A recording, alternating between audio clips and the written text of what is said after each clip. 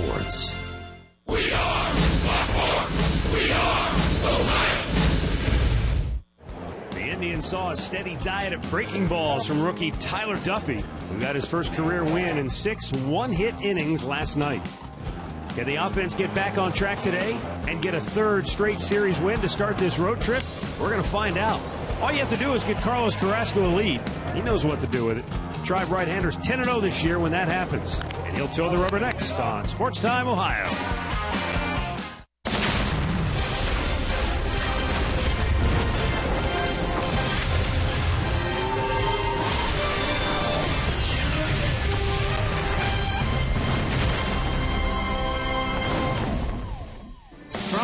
Downtown Minneapolis, Minnesota. It's Cleveland Indians baseball. This afternoon at Target Field, the Indians will try to make it 2 out of 3 against the Twins.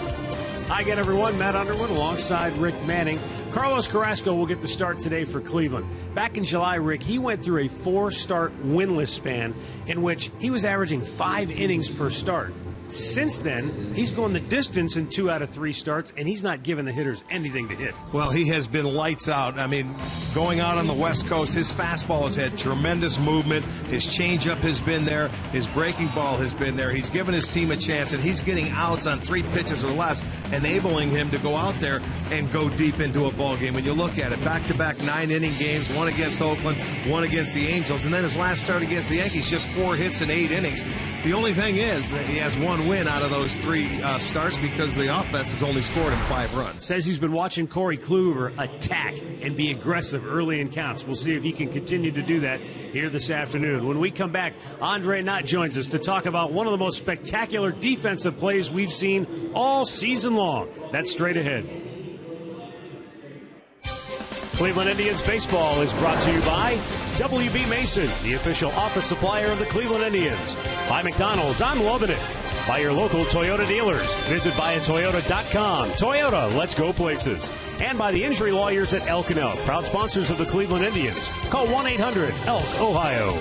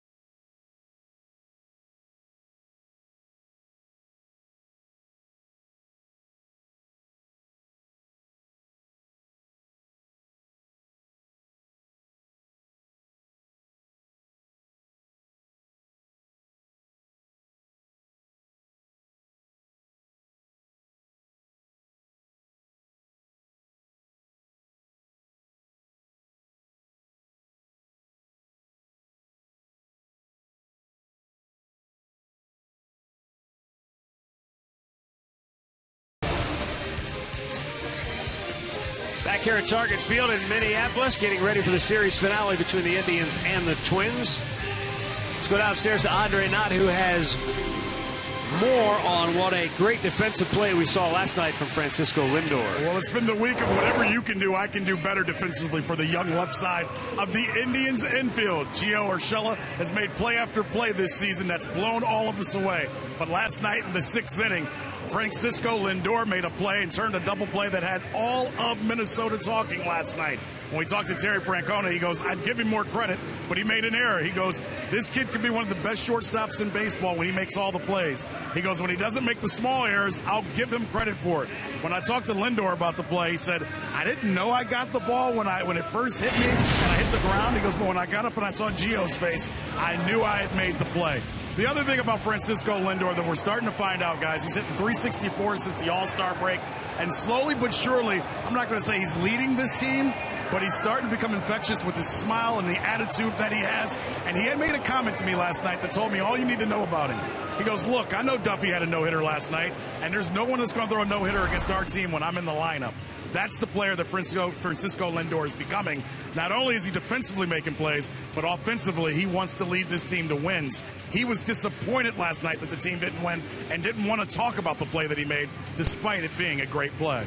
Well, he's been fun to watch, and, maybe he didn't know he had it in his glove, but he got up so quickly and, made a perfect throw over to Ramirez, and they turned that double play. It's been fun to watch him play defensively, and I know what Francona's saying. His errors have been the easy ones this year. He's made every play, but the routine play has gotten away from him, and I don't know if that's concentration or not. He got lazy with the footwork, and Terry and Lindor both know that that's something he can't continue to do. Carlos Carrasco's on the hill to face the Minnesota Twins and try to pitch the Tribe to a series win. The first pitch is coming up next.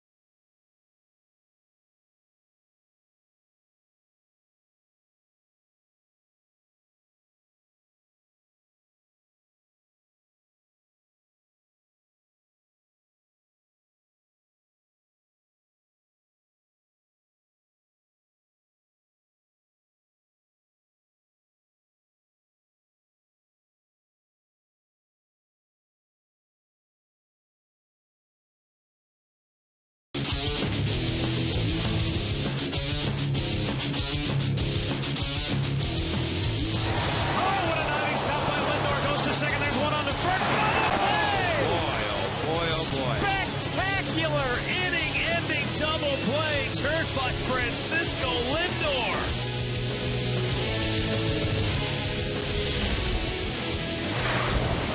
And now we're ready for the finale here in Minneapolis. Tommy Malone, left-hander on the hill for the Twins today. Let's take a look at the Indians' all right-handed hitting lineup. For Terry Francona, it's brought to you by Progressive. Jose Ramirez in the leadoff spot, followed by Francisco Lindor. Yan Gomes will bat third. Then it's Santana. Ryan Rayburn back in the lineup. He'll DH and hit fifth. Giovanni Urshela sixth. Abraham Almonte, Jerry Sands, and Mike Aviles rounded out. Our Northern Ohio Honda dealer starting pitcher is going to be Tommy Malone, 28-year-older. Left-hander, 6 foot, 220 pounds, and he is making his first start against the Indians since he was in Oakland A. It's his first one against in a Twins uniform. 5-3 on the year, just coming off the disabled list today. He was on with a left elbow strain. He is 1-1 in his career against the Indians, and the ERA just under 2, 1.99. Control pitcher, nothing overpowering, so the Indians are going to have to maybe wait back, try and take him the other way. They have all right-handers in that lineup today, so we'll see how it stacks up. Let's check out the defense behind Malone this afternoon. It is brought to you by Jeep. It looks like this. Robinson in left field, Hicks in center, Rosario moves over to right. Sano gets the start at third, Nunez at short, Dozier at second, Plouffe is at first, Suzuki doing the catching. Ben May will call the balls and strikes. The crew chief, Greg Gibson, is at first base. Chad Fairchild at second. Sam Holbrook is down at third. Window Systems game time temperature 81 degrees. Light breeze blowing in from right. Might carry the ball out toward left. We'll see how it plays here today. Jose Ramirez climbs in. We're ready to go. Tommy Malone's first pitch up and away. Ball one.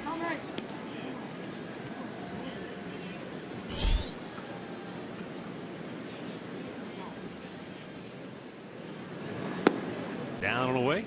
2-0. This is Malone's fifth career start against the Tribe.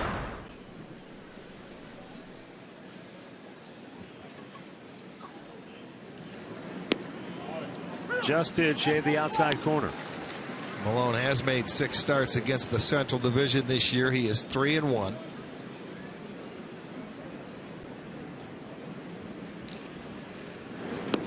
And that's just low. 3-1.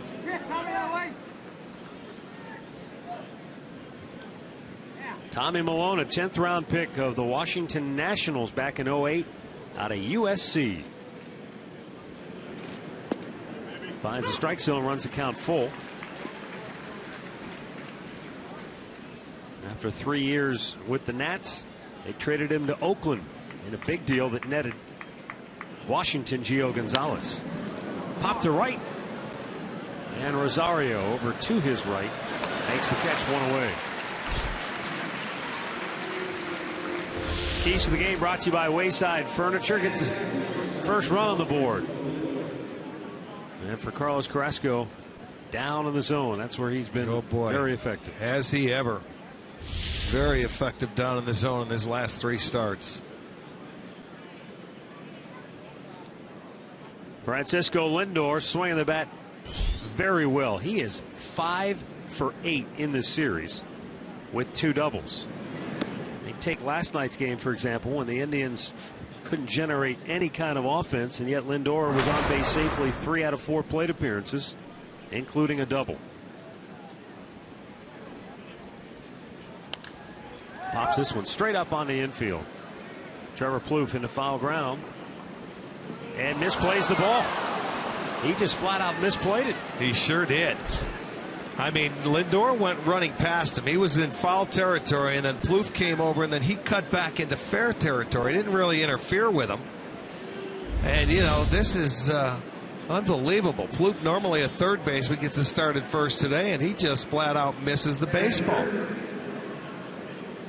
The wind's taking it back, so that's going to be an error. So the Indians have a base runner with 1 out on a strange play for Trevor Plouffe. He's had a bunch of those at third base, so that's not a case, Rick, where I think playing at first had anything to do with it. He just, you know, I'm looking up at the sky. There's no sun really out to affect him because I see he doesn't have sunglasses on, but hard to figure out. That's routine. All I can think of, and as Yan Gomes gets ready to take the 0-1 pitch here. I'm sure you've had scenarios where you're under a pop-up or you're coming in on a fly ball, and all of a sudden you're not where you need to be. He's in foul ground thinking he's got it, and I think he might have panicked a little bit having to move hard to his right, and he just lost track of it. Very well could be, because he never even put leather on it.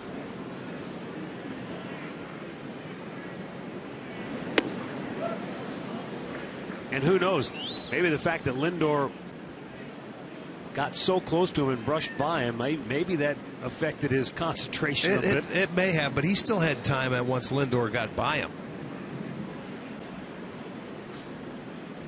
Key now is trying to take advantage of that early mistake. Gomes with a 2-1 count. Lindor takes off. It's inside. And the throw down, not in time. Yeah. Oh, now he calls him out saying he was off the bag. Well, he came off the bag with his head first slide. It looked like he touched with his hand and then tried to catch it with his feet. That was not. If you're going to go in and steal a base, you got to go directly into the base. He went way to the outside, and it looked like he was off. See, he's trying to pull his hands away. There's nothing on the base. And then his foot went back to touch it. So, well, the important thing is there, he kept the tag on him through the play. If he just goes in with his left hand, he's safe. Yes, you got to go directly in. He tried to pull that left arm away, and there was nothing on the base when he was tagged. And he didn't have to. He had it stolen, had a good jump. Ball 4. And that's the first time he's been caught this year out of his 4 attempts. So instead of 2 on and 1 out, runner first 2 down, and Carlos Santana coming to the plate.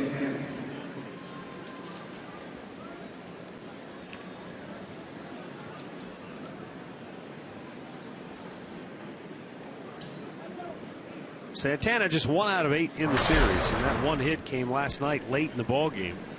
With the Indians down 4 runs in the 9th, he doubled the lead off.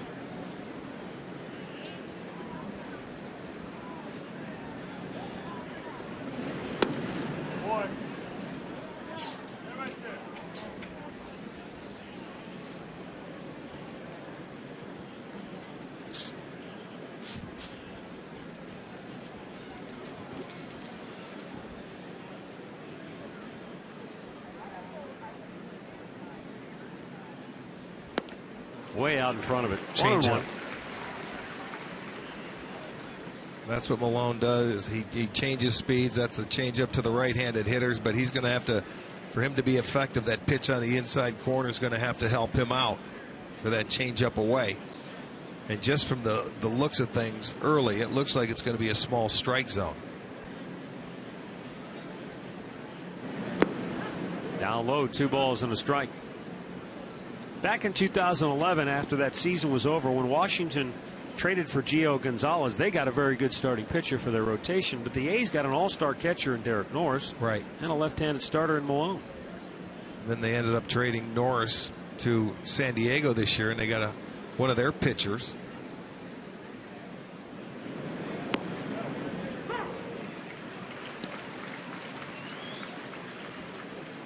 Oakland traded Malone here to Minnesota last year at the deadline for Sam Fuld.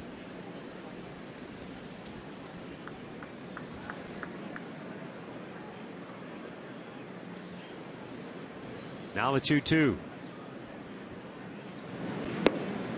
Santana takes low, ball 3 at a full count.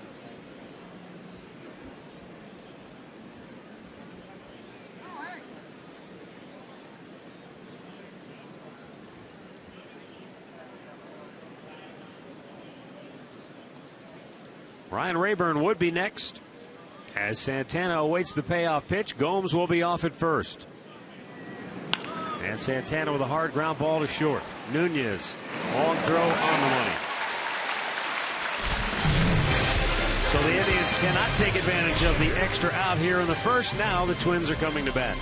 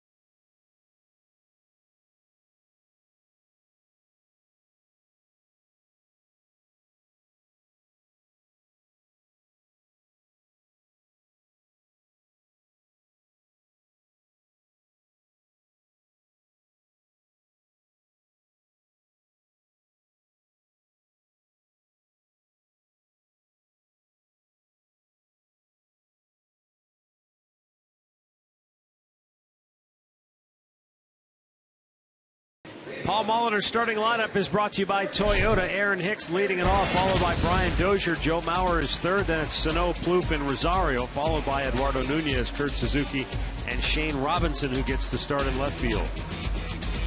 Carlos Carrasco is our Northern Ohio Honda dealer starting pitcher, making his 24th start this year.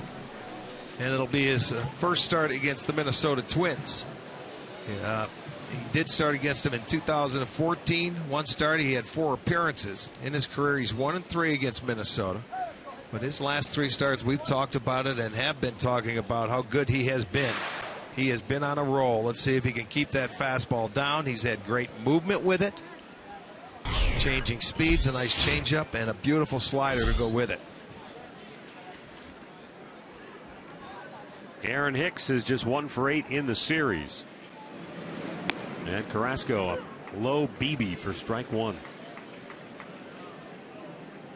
Since the All-Star break, no Twin has been better than Aaron Hicks swinging the bat. He's hitting .305. And while that's impressive, it's not exactly sizzling hot, which, we talked a lot about Minnesota's problems with the pitching, which has primarily led to their demise, but the offense hasn't exactly been bailing them out. I mean, Francisco Lindor, for example, is batting .364 since the All-Star break. Yeah, sometimes you get, when you go into a slump as a team, collectively that will happen because their starters have been giving up a lot of runs early, and offensively it takes you right out of the game. You start pressing, maybe. Well, that, or you lose concentration, you give up at bats, and it's just hard to come back when you're in a big hole. The 1-2 pitch right back off the glove of Carrasco. He recovers, throws, and he got him. That was a nice play defensively by Carrasco. Once it carried away, I didn't know if he'd have time to recover. He's quick as a cat out there. I'll tell you what, he jumped on that ball and got rid of it in a hurry. Carlos the Cat. Yeah, CC. There it was. Good play. Good recovery.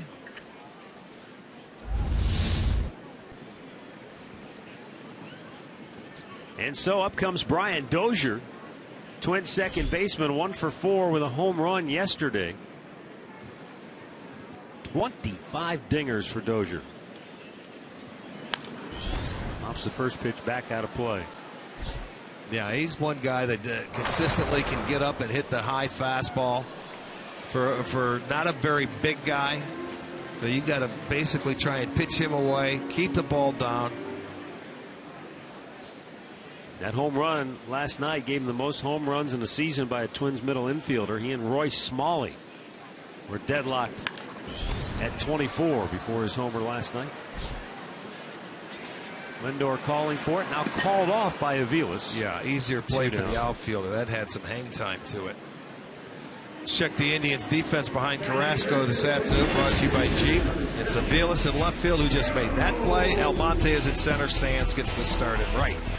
Urshela at third, Lindor at short, Ramirez is at second, Santana at first with Gomes catching.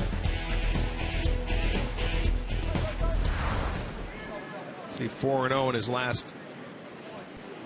in his road starts. He's 7-2 on the year.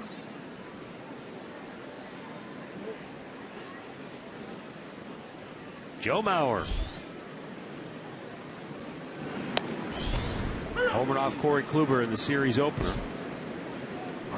He's been playing first base, but today gets the DH role. And that was the only hit in the game for the Minnesota Twins on Friday night. Come on, Joe. Joe Mauer has 330 career doubles. Just passed Tony Oliva for second place on the Twins all-time doubles list, and now he's got Kirby Puckett in his sights, who has 414.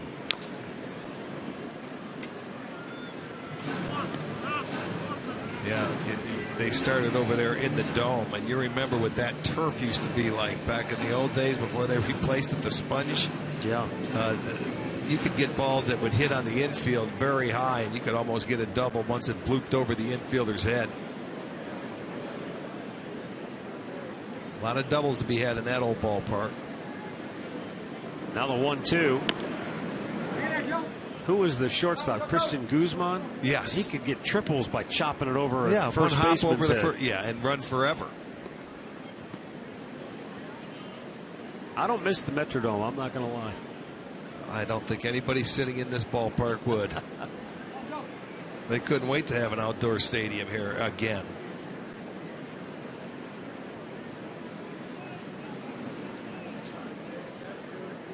Carrasco ready with a 1-2. That's fouled out of play. I mean, the Metrodome served its purpose. It did what it needed to do at the time. But boy, I saw the renderings for the brand new football stadium here. It's amazing how much glass they've incorporated into it, so that it'll have, I'm not going to say open air, but you won't feel like you're in a warehouse. Yeah, like the old place. Yes. I mean, you felt like you were in no windows, airplane hangar. Well, remember the door you had to walk through that was suction? It would blow you. I mean, it would knock you over. It was like jumping out of a plane. You could only open one door if the other door was closed. Yeah. If they were both open at once, see you later. The roof might collapse.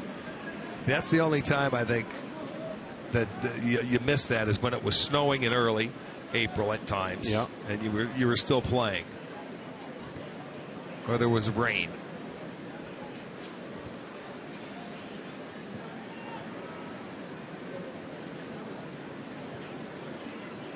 Mauer awaits the 2-2 pitch. Swung on and missed. He strikes him out to end the inning. The Twins go 1-2-3. And Carlos Carrasco with his 156th strikeout of the year.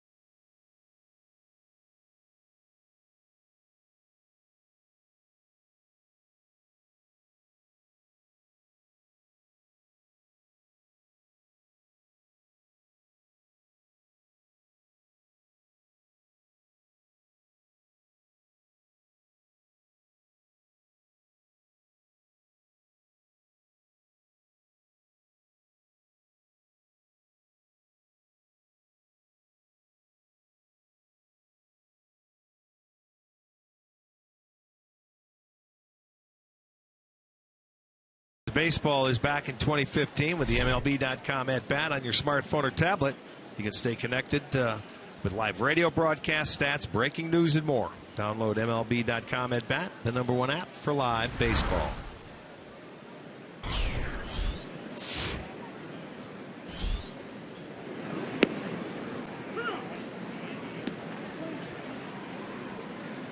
Ryan Rayburn batting .283 on the year.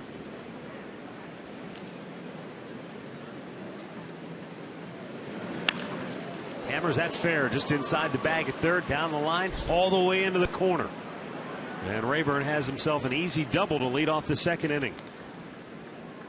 Boy, did he pull the hands in nicely on that swing. Yeah, Malone doesn't throw hard enough to get it in there, and he did put a good swing on it. Now watch how Robinson goes after this ball. He was waiting for it to deflect off that little lip that comes out close to the line, and it never hit it.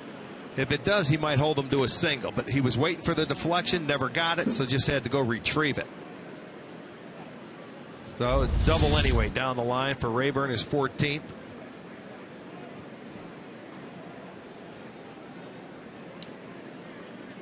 Is that ever a scary feeling when, as an outfielder, you have to turn your back to the field and chase a ball? No. I mean, you're looking at the angles.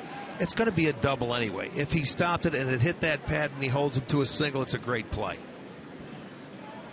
No, when your back is turned, you're waiting to hear somebody, one of your other outfielders, help you where to throw it. Hit your cutoff, and then you just turn and pick him up and try and give him a good throw. But that was going to be a double anyway. Giovanni Urshela. Oh, he's going to butt him over to third. That's a beauty. There's the throw to first. He's just in time. And Ryan Rayburn gets to third base. Urshela with the sacrifice. I think if he lets it go, it would have been a fair ball anyway. It would have been a base hit. I was thinking to let it go, but Suzuki, it got stuck in the grass. Watch the spin. I was thinking let it go, but let's see if it stays in the grass. It's in the dirt. He didn't want to take any chances. He'd just get the out.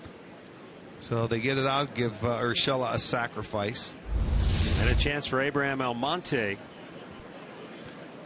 That's what they've been doing a lot. Sacrificing. Yep. They lead the league in sacrifice hits, sacrifice flies.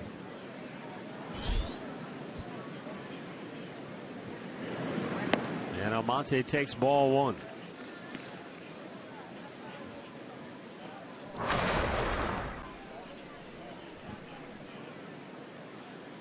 Almonte, 2 out of 8 in the series, a double and a triple.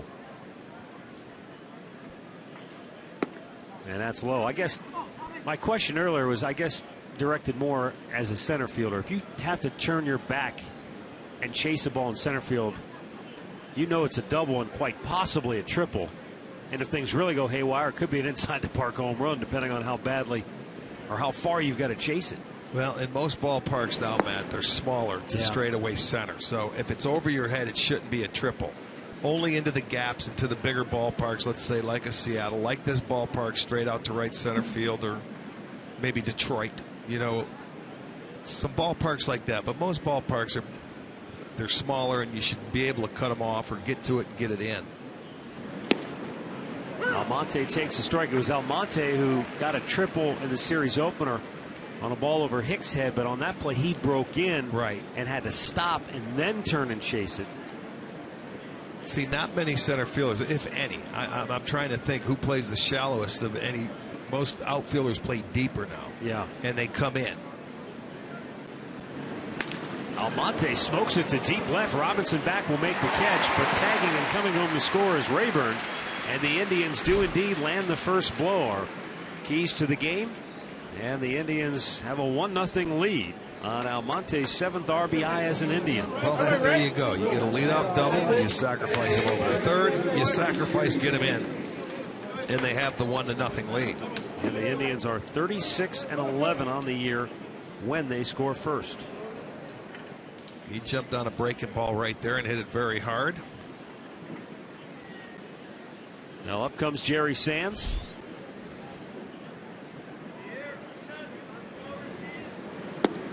And the big guy takes low and away ball one.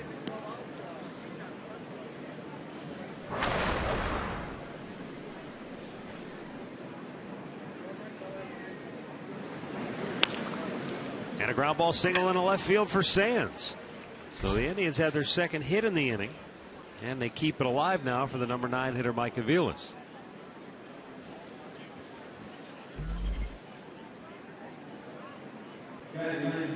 Aviles is 3 for 7 in the series with a double. And ever since he got that cortisone shot in his wrist about 10 days ago or so, the strength getting back and feeling much better. And the results show that for him at the plate.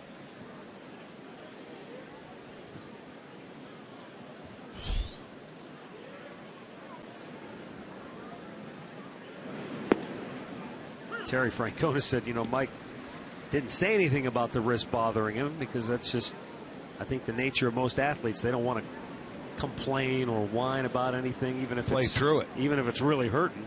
But Terry said, but I knew. Yeah. Good manager knows and is aware of everything that's going on around him.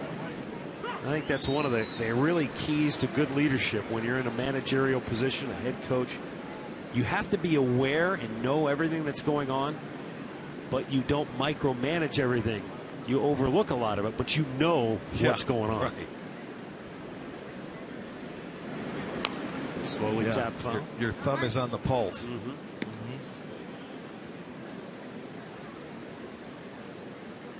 Well, it's important for the Indians today to score first and get the lead, because Carrasco, you give him the lead, he's 10-0 on the year.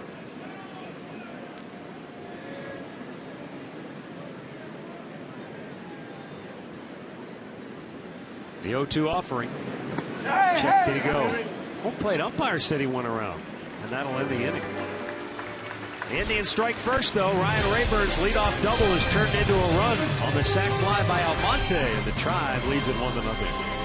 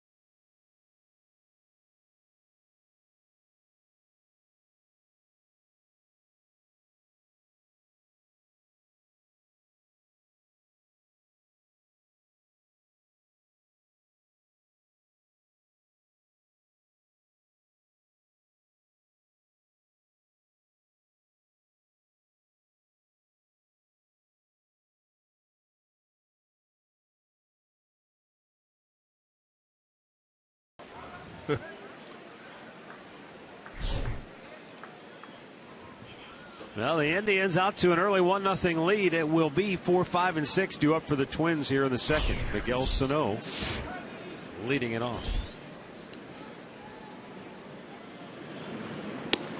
Down and in. Ball 1.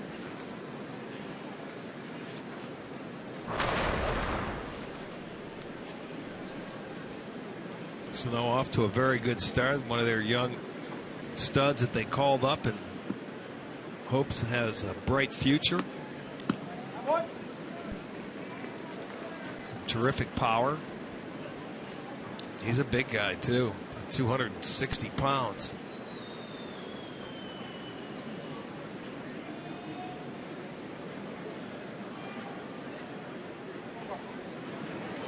Foul right back. A little bit above the hitting zone.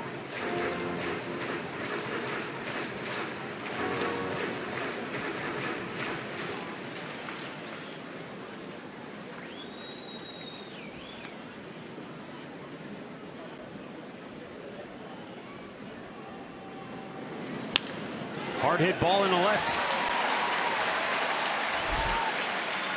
Sano with just his second hit in the 3-game series, but he's aboard to start the second inning. Well, get your fan designed t-shirt. That's courtesy of Toyota on Wednesday, August 26th, when the Indians host the Brewers. The State of the Tribe Town shirt was designed by a fan in an online contest earlier this year. Just visit Indians.com for your tickets.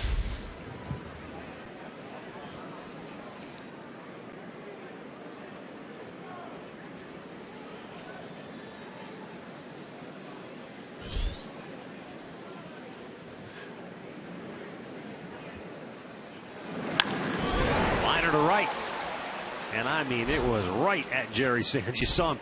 He got in a good position to catch the ball and never had to move.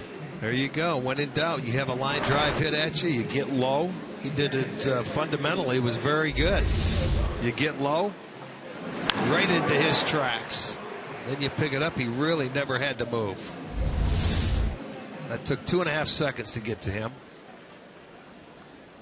Is that fast? That's fast. Yeah, when you figure you're about 300 feet away. Traveling at the speed of sound. That's a bullet. Eddie Rosario, 1 out of 6 in the series, but that one last night was one to remember. Boy, oh boy, was it ever. That fastball up and in on an 0-2 pitch, and they had a great picture in the Minnesota paper today of contact. Terry Francona said afterwards, he goes, it's a good thing he hit it. It would have hit him in the neck otherwise. And it's amazing how that ball jumped off his bat, but it was just, it was perfectly struck. The 0-1 offering. Usually 0-2 pitches that get hit for home runs are bad pitches. Terry said this isn't a bad pitch, 0-2. Look at that. It's unbelievable how he got the barrel of that bat to that baseball. You're figuring up and in, he's going to back away. You're going to knock him off the plate. Instead, he swings and somehow hits it a ton. Out of here. Yeah, hits it a ton. And Molitor said before the game that he swings at a lot of bad pitches. You know, they asked him if he's a good bad ball hitter. Well, he was last night. You may swing it enough, you're going to hit a few of them, but that one there, unbelievable. Was Tony Oliva known as a good bad ball hitter? Was he one of those guys? He'd see the baseball, he could hit it. He was I don't know if he was like a Roberto Clemente, but Tony was such a great hitter for the Minnesota Twins. If he never had knee problems, no question he would have tore up a lot of hitting records. Rosario down on strike, second K for Carrasco, and there are 2 down here in the second inning. Let's make this our Circle K strikeout today. There's some good movement on a pitch that's down in the zone, right there at the knees or below. Great pitch. He's been there consistently his last 4 games.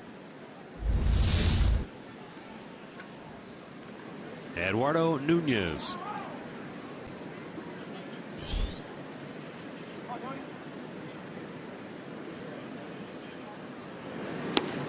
A little bit outside, ball 1.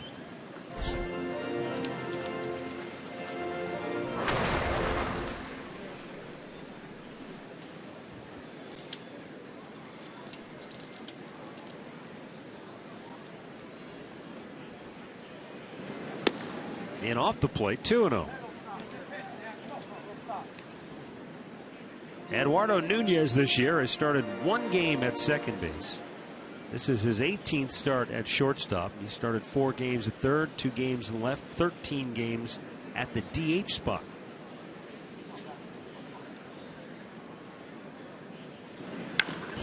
Up the middle. Can he cut it off? No. Rendell, it's off his glove. On his way to third is Sano.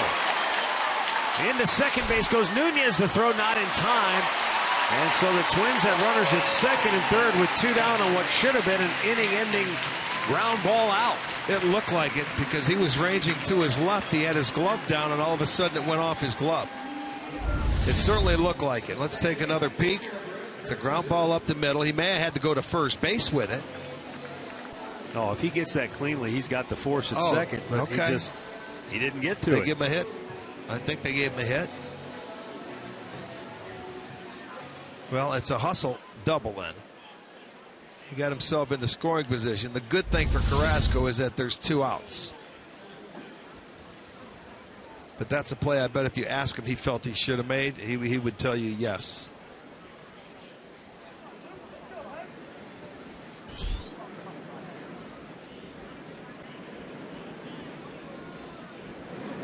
Kurt Suzuki takes a strike.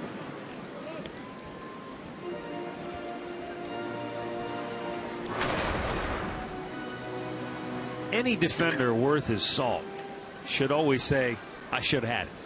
Well, if you get leather on it, to me, you should catch it. That's just the way I felt, and I'm sure most everybody feels that way.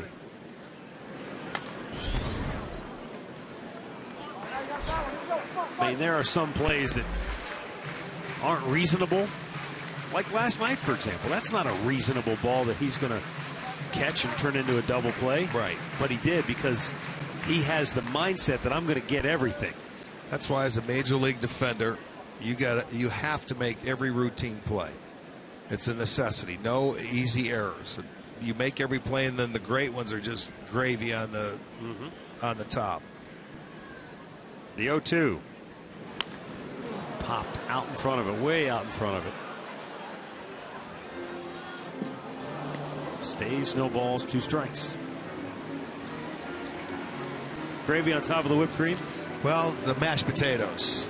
The whipped cream on top of the pancakes and the syrup that we had today. Yeah.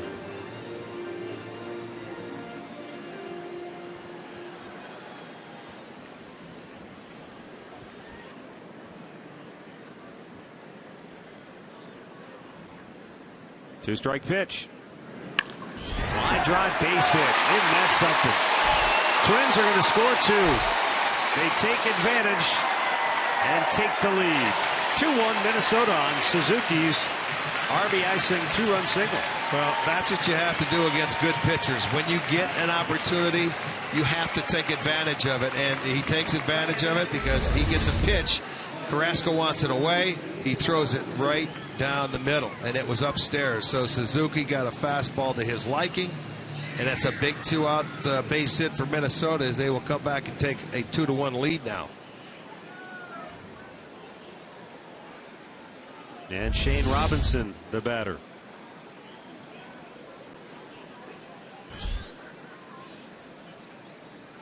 And he drives one to left center. Another base hit. On his way to third goes Suzuki. 3 straight 2-out hits here in the second inning.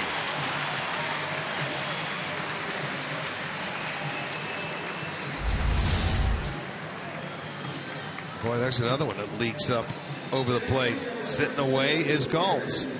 And again, missed his target. Pretty much the identical pitch it was to Suzuki. And you can see what the hitters will do. If you miss and you are in the middle of the plate, they'll take advantage of it. That was a 95-mile-an-hour fastball, but they don't care. Locating is the key. So that's 4 hits in the inning for Minnesota. But the big 2-out base hit, and that's keeps them rolling. Well, and it was the ground ball single that caromed off the glove of Lindor that kept the inning alive, and the Twins have taken full advantage now.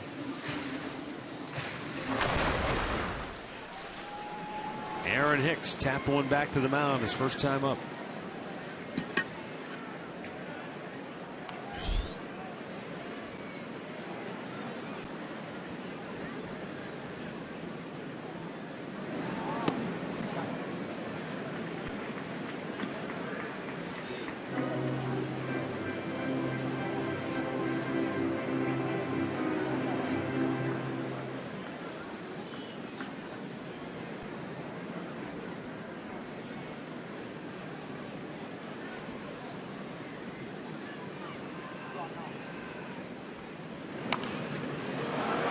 It's a ball right back to the mound, and the inning is over. But Minnesota counters with a 2 spot in the second, and they lead it 2-1.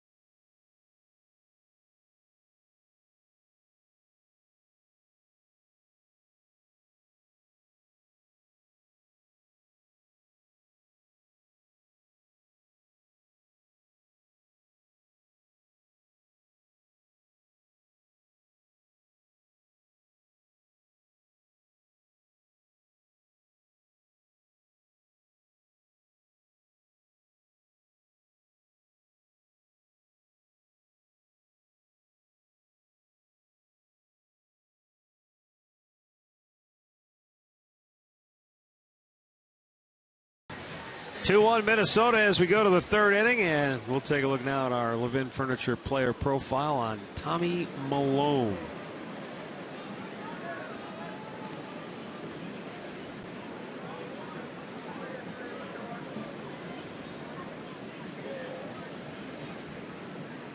How about his first at bat in the National League? 3-run homer.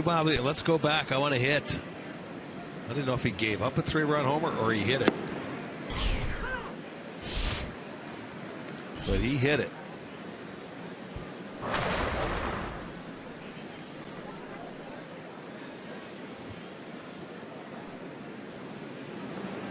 In that game, Rick,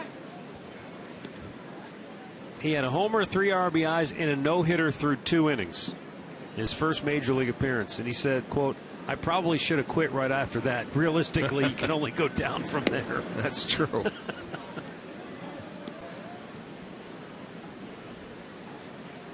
Jose Ramirez fly to right, his only time up.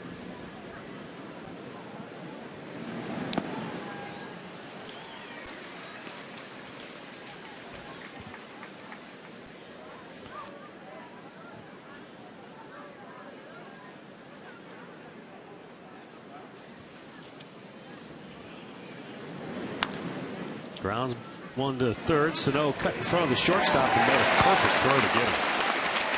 One away. Good play for the big man.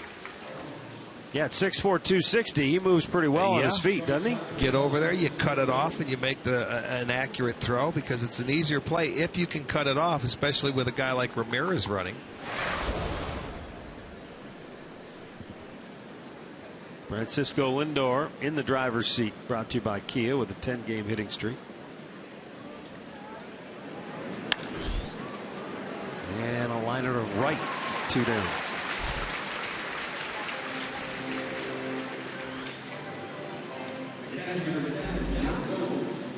You know, that's the thing that Terry Francona said about Lindor with regards to the great play he made last night defensively.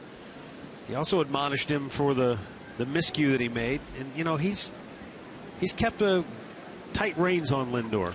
Look, young players, they come up, they have to learn, and you got to learn the right way. But Terry said, look, he had to talk to him about running hard to first base, and he said now he runs like a jet taking off on the runway. And he should. I think the point being you only have to tell him once. That's a good thing. Still a young player.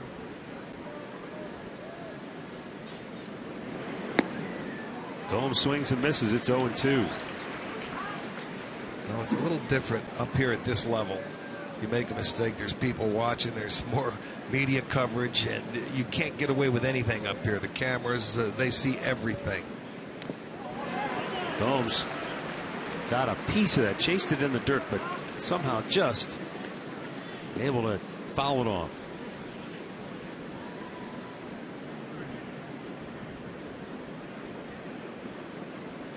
Tribe down 2-1 here in the third.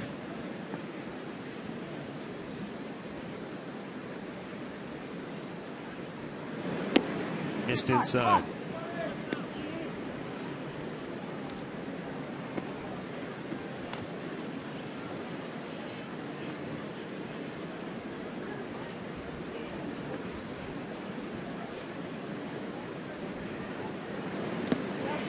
Time he did chase it in the dirt and couldn't foul it off. Second strikeout for Malone. Indians go 1-2-3. 2-1 Minnesota.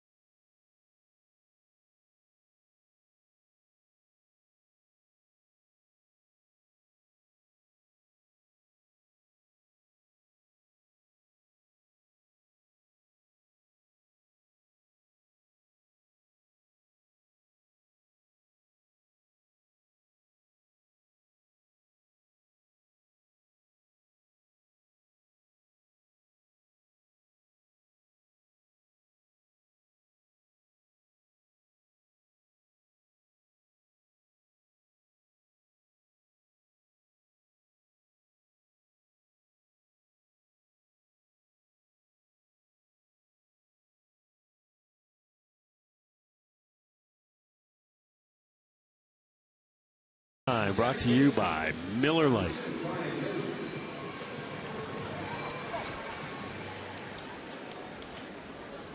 Bottom of the third, Brian Dozier will lead it off.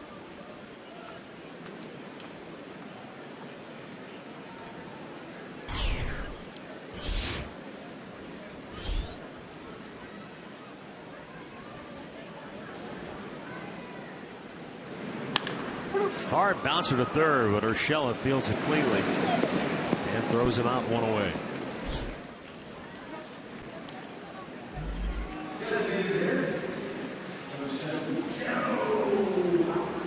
Up comes Joe Mauer, struck out his only time up in the first.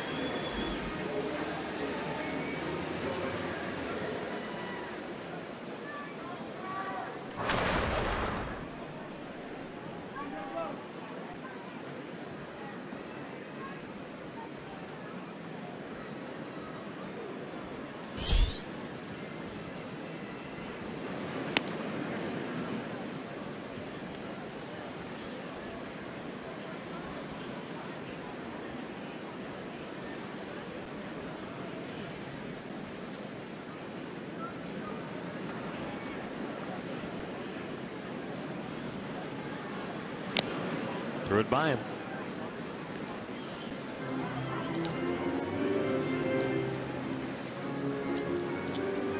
Mauer has excellent numbers against Carrasco in his career.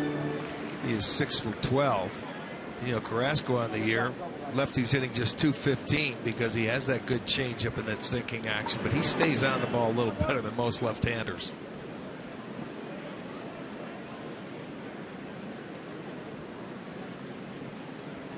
Last year, Mauer missed a month with an oblique strain.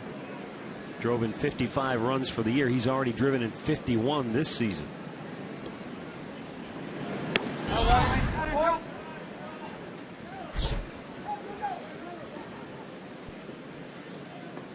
mean, that's one of the main reasons they moved him from behind the plate, to try to keep his bat in the lineup more. Yep, keep him healthy. They figure that offensively it would translate better, but he'll take his walk with one out. Get inside the golf zone tonight with Jimmy Hanlon. He'll bring you all the highlights from the PGA at Whistling Straits. Will it be Jason Day to hold on and win it? Will Jordan Spieth run him down, or will it be Justin Rose, maybe Martin Keimer? Tune in tonight if you don't have time to watch the PGA Championship.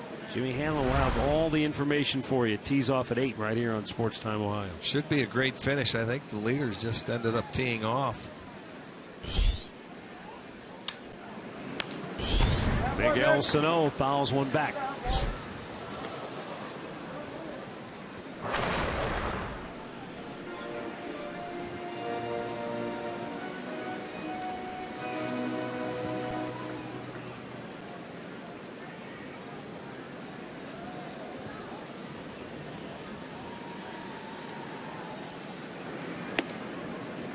Bullseye, no balls, 2 strikes. It's going to go inside. It's a changeup. Boy, it's right on the inside edge. Not one you want to swing at.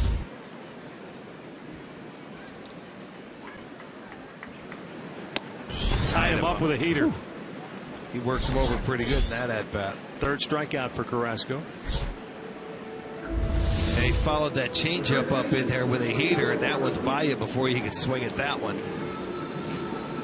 Don't know if he intentionally tried to throw that changeup in there, but it certainly worked out.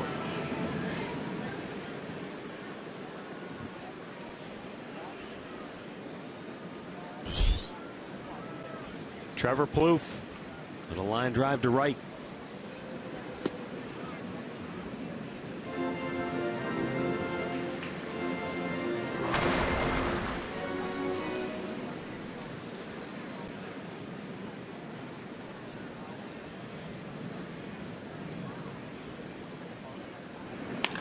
Line to left. And a base hit. Mauer around second, heading to third. Aviles with the throw, not in time. Mauer first to third on a 2-out single to left. Well, that's good hustle, but the thing that helped him out with 2 outs, you're off and running at the crack of the bat. So you got to keep going. He was aggressive. Aviles came in and did everything he could to get the ball, made a good throw. Just a Mauer beat it just ahead of the tag. It hits for the second time, and he comes up. A nice one-hop throw. Doesn't get any better, but he got the foot in there. Good hustle. So it'll be first and third with 2 outs now. And this is the big out. You don't want to keep that inning going. He struck Rosario out his first time up.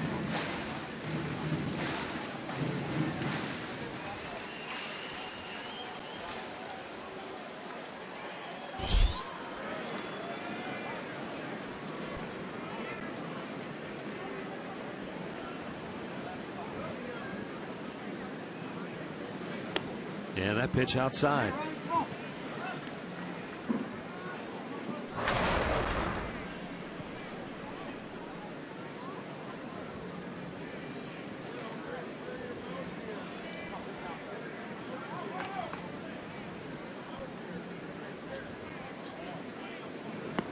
Pulled off of that pitch, and it's 1-1.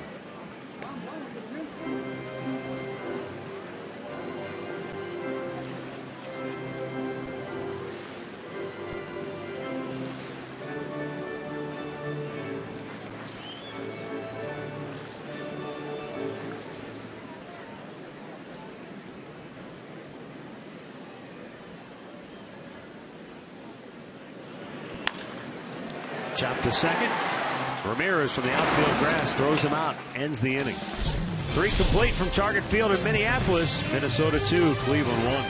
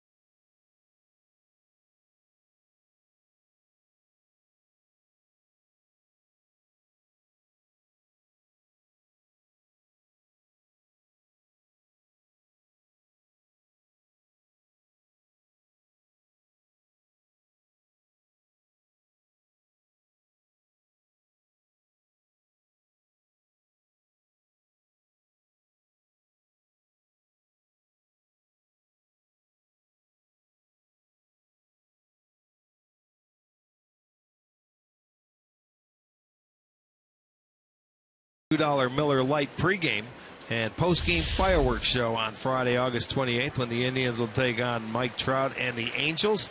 Just go to Indians.com for your tickets. Carlos Santana to lead off the 4th. Rounded out his only time up.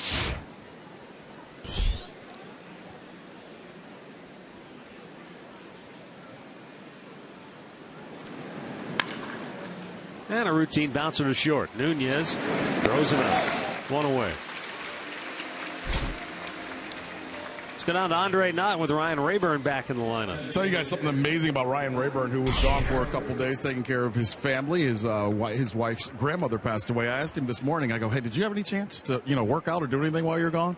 He said, I didn't touch a bat. I didn't touch a glove. He goes, I got here yesterday and I hit in the cages, but I'm ready to go. And what did he do the first time up today, guys? Hit a double down the left field line. Yeah, well, it's August, and they've been playing all year long. A couple of days off. Andre, you know practice is overrated. We talk about practice. Yes, overrated. Well, I think these guys, Rick, you said it before, these guys hit so much. I mean, hit every day. Sometimes it's nice to take a little break. Absolutely. Sometimes it's nice to just not think about anything. 2 quick outs for Tommy Malone, who is starting to settle in. He's retired 6 in a row since the 2-out single by Jerry Sands in the 2nd inning.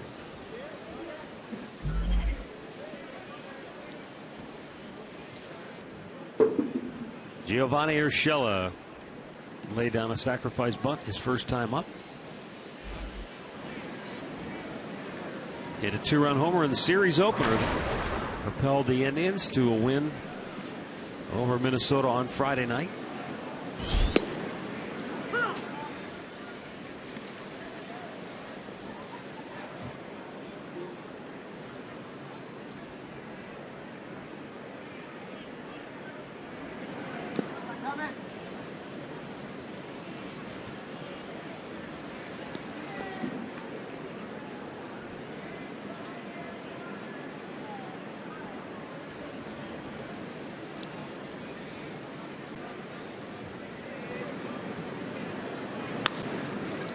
To short, backhanded by Nunez, off balance throw, and he got enough on it to throw him out. A terrific play by Nunez, the Twins shortstop, and the Indians go 1-2-3.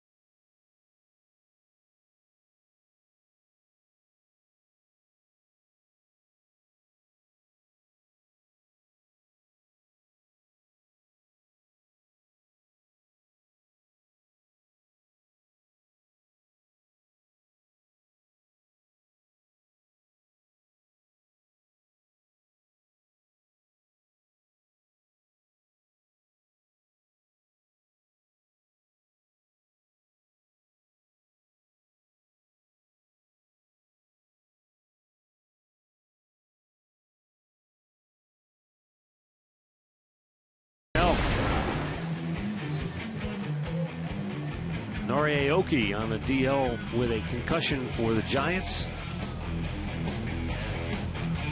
Kristen Yelich has a knee problem with the Marlins. Juan Nicasio, an ab strain down for the Dodgers.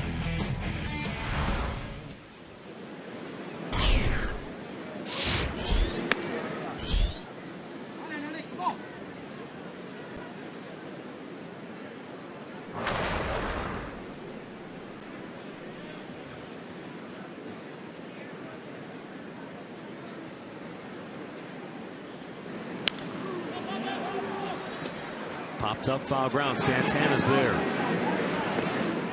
1 away.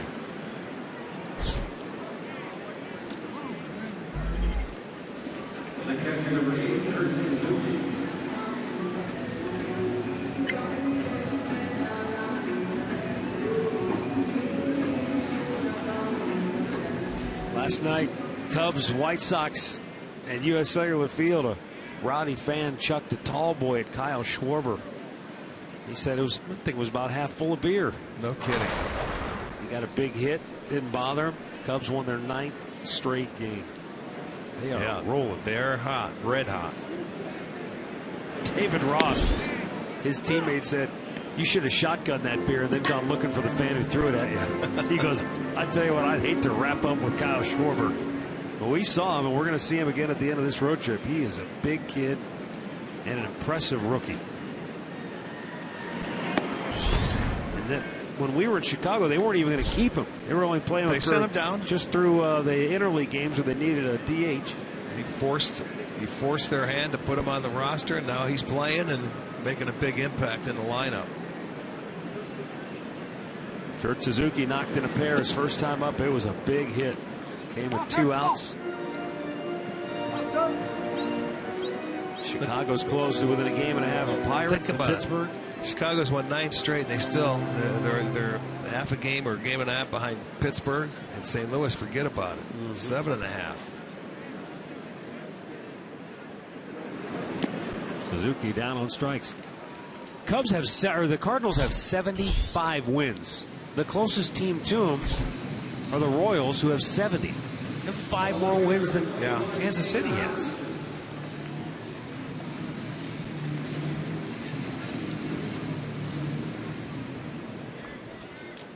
And with 2 down, Shane Robinson steps in.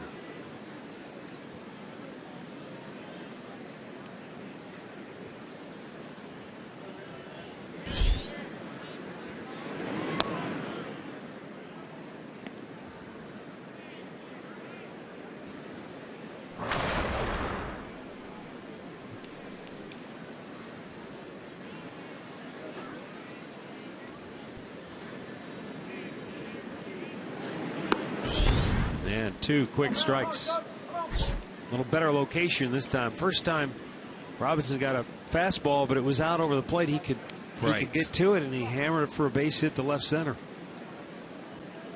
Both those pitches, one to Suzuki and Robinson, pretty much the same. And he strikes him out on 3 pitches. So that'll end the inning. Carrasco's fan 5, but the Twins lead it 2-1.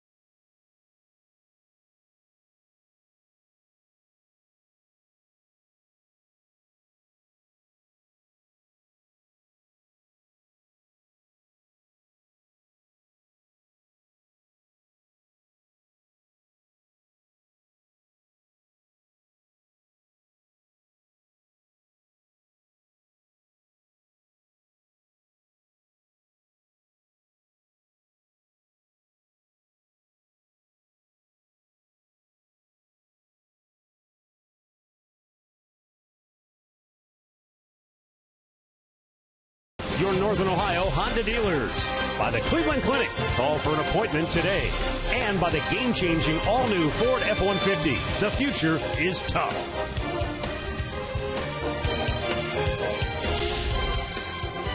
(2-1) Minnesota. We roll on to the 5th inning. Abraham Almonte, Jerry Sands, and Mike Aviles due for Cleveland. Left-hander Tommy Malone has given up just 2 hits. They both came in the second, led to the Indians' only run. He's retired 7 in a row, and Almonte was trying to bunt it. Oh, and he's going to be called out. Home plate umpire Ben Mays said the ball struck him when he was out of the box. Terry Francona comes out of the dugout looking to third base umpire Sam Holbrook to see if he'd give him a little help. Holbrook just stared off into space. Yeah. Ben May made the call, and he's going to explain to Frank Kona. Well, that's if he called it, then he had to see it. You know, he's not going to get much help because he called earlier a check swing today on a strikeout on Aviles. Didn't get much help, but there's nothing you can do there except go out and say, what did you see? All right, he's in the batter's box. He's in the batter's box. He lays it down. Let's see. It didn't even look like it hit him. Ball never touched him. It did not touch him. So he makes the call like it hit him. See, he lost it for a second as it goes straight down, but it never, at least I don't think it touched him. Did not look like it.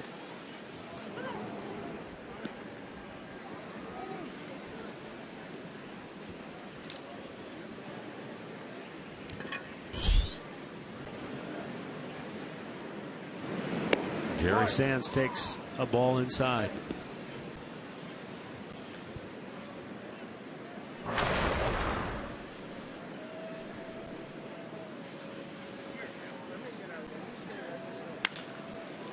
And Sands with his second hit of the afternoon over in the left center field. Keep going. He's going to go for two. Here's a throw. He is safe. That's great hustle. Why not? It took Hicks a while to get over there. And I give Sands credit. He did not hesitate. He took off out of the batter's box. He wanted second base right from the get-go. And that's how you get doubles. Turn singles into doubles. He backhands it. He didn't think he was going to go. Here comes the throw. Foot gets in there. Keep it on the bag. Safe. Good hustle. One out double for Sands. He's now 2 for 2. And Mike Aviles will be the batter. Aviles struck out his only time up.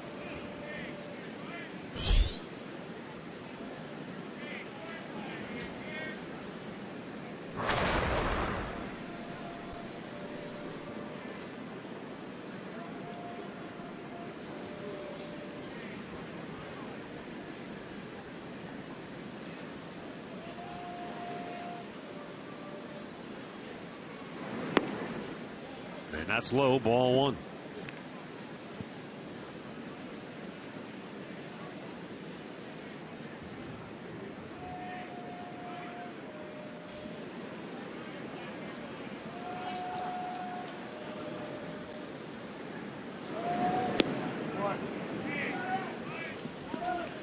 Well, he's fallen behind Aviles 2-0.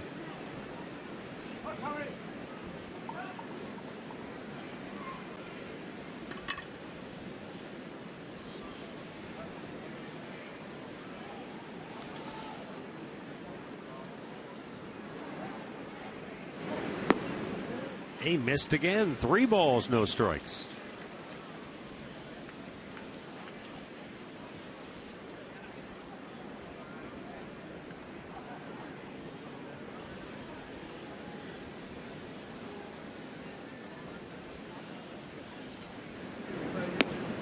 Taking all the way.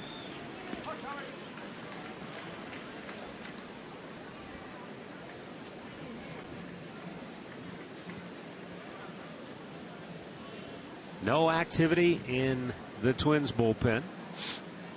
As Malone's just about to make his 60th pitch of the afternoon. They weren't sure exactly how much he'd be able to give him today. Aviles takes ball 4. In-game recap brought to you by your Toyota dealers. Indians scored first on the sac fly by Almonte that plated Ryan Rayburn in the second inning. Rayburn led off that inning with a double. And then the Twins got a 2-out, 2-run single from Kurt Suzuki in the second to take the lead. Now the Indians try to answer back in the 5th. 2 on, 1 out. Jose Ramirez 0 for 2, the batter.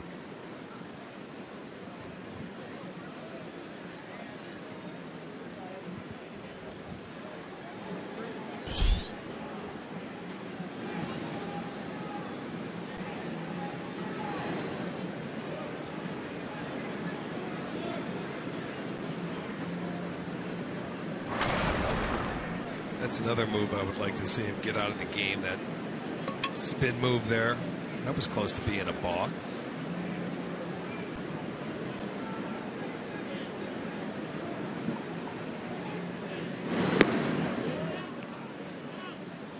And all of a sudden, Malone's having a tough time throwing strikes. Suzuki goes to the mound to try to get him back on track. Well, he's trying to prey on the aggressiveness of the hitters, but you know, he's starting to nibble now, and the key for him is to get ahead, and then he can go to work that way. You can see they're checking all the matchups right now. Molitor going over with his pitching coach, looking at their bullpen, what's going on.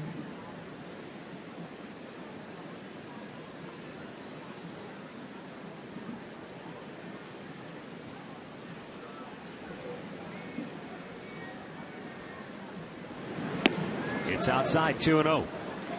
Yeah, patience now. Now the bullpen starting to stir for Minnesota. Yeah, he doesn't want to throw strikes all of a sudden.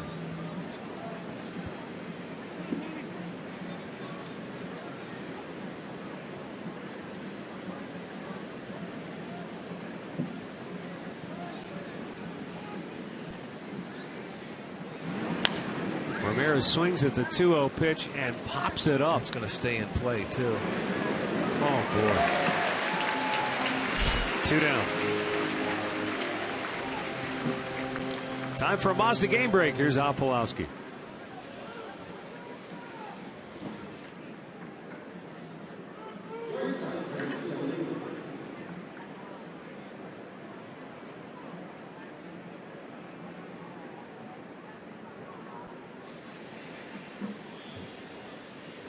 Well, Seattle knew they had to come out strong today.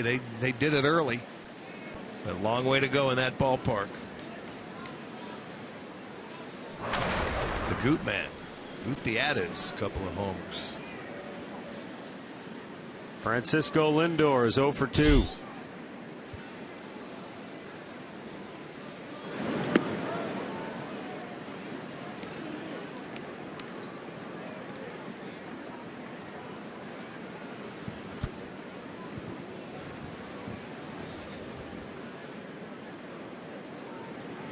Lindor reached on an error in the first, hit a line drive to right fielder Rosario in the third.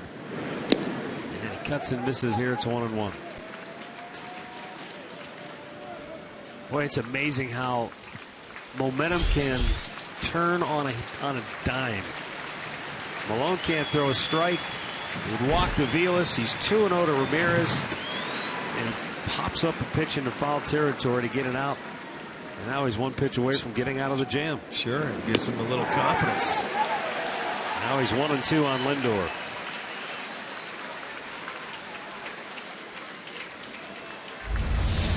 He's going inside with this. Right there. Nailed the inside corner. Fans getting into it. They want to see the third out.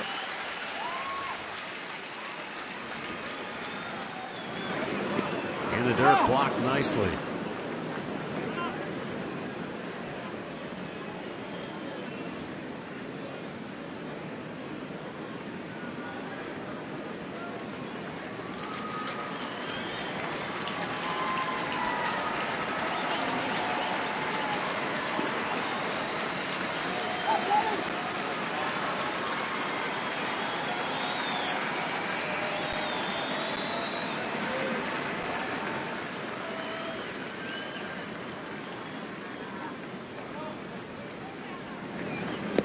That's low, full count. Good patience by Lindor again. You see, he gets ahead and he tries to get you to swing out of the zone.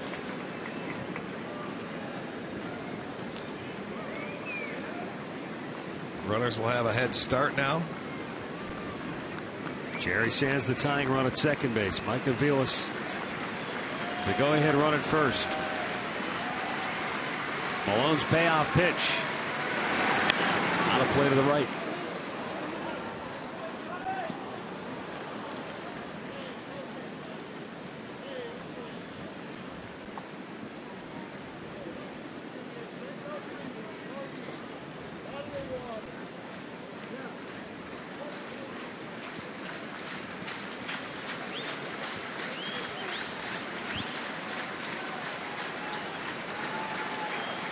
Brian Dunsing up in the Minnesota bullpen. Malone taking a long time It's only his 70th pitch of the day. Runners will be off with the payoff pitch. Ball 4, the bases are loaded. Second walk of the inning. And we'll bring up Yan Gomes. Gomes is sort of the poster child for this game. And at Malone, at times, has been maybe a little too fine. He walked him his first time up. But other times, he's been able to get hitters to either chase or be too aggressive, and he struck Gomes out. Yan was swinging at everything back in the third inning.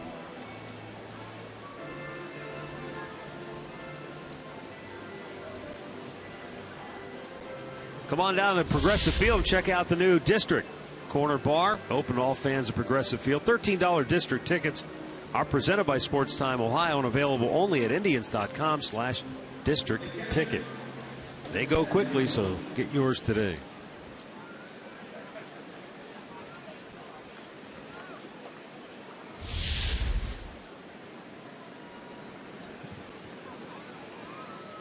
Gomes ready. Trying to deliver for the Indians. Takes ball 1.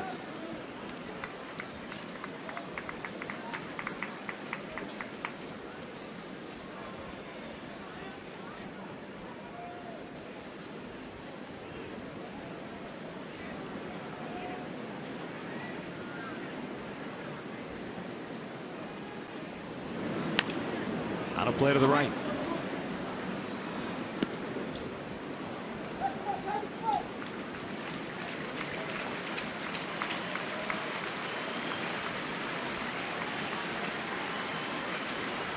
Gomes is one of 7 Indians players this year without a hit in a bases loaded situation. The 1-1.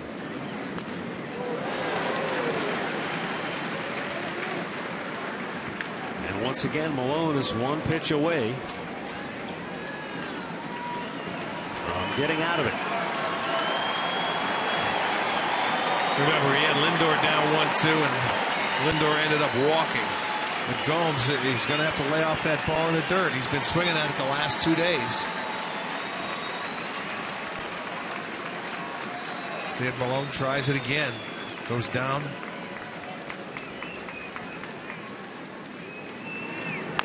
There it is. And it's a foul ball.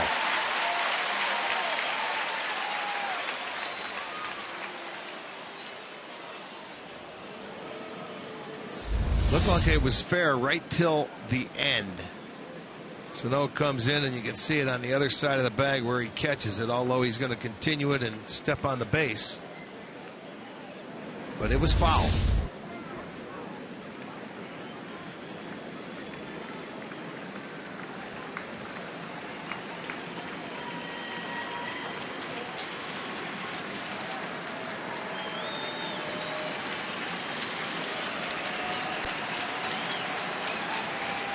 Bases loaded, 2 down. 1-2 pitch. Straighten him up with a fastball. And it evens the count. He's looking in. He's looking in, thinking maybe he had a good pitch there. Fastball in. Gomes looking down. Boy, if it was in just in off the plate.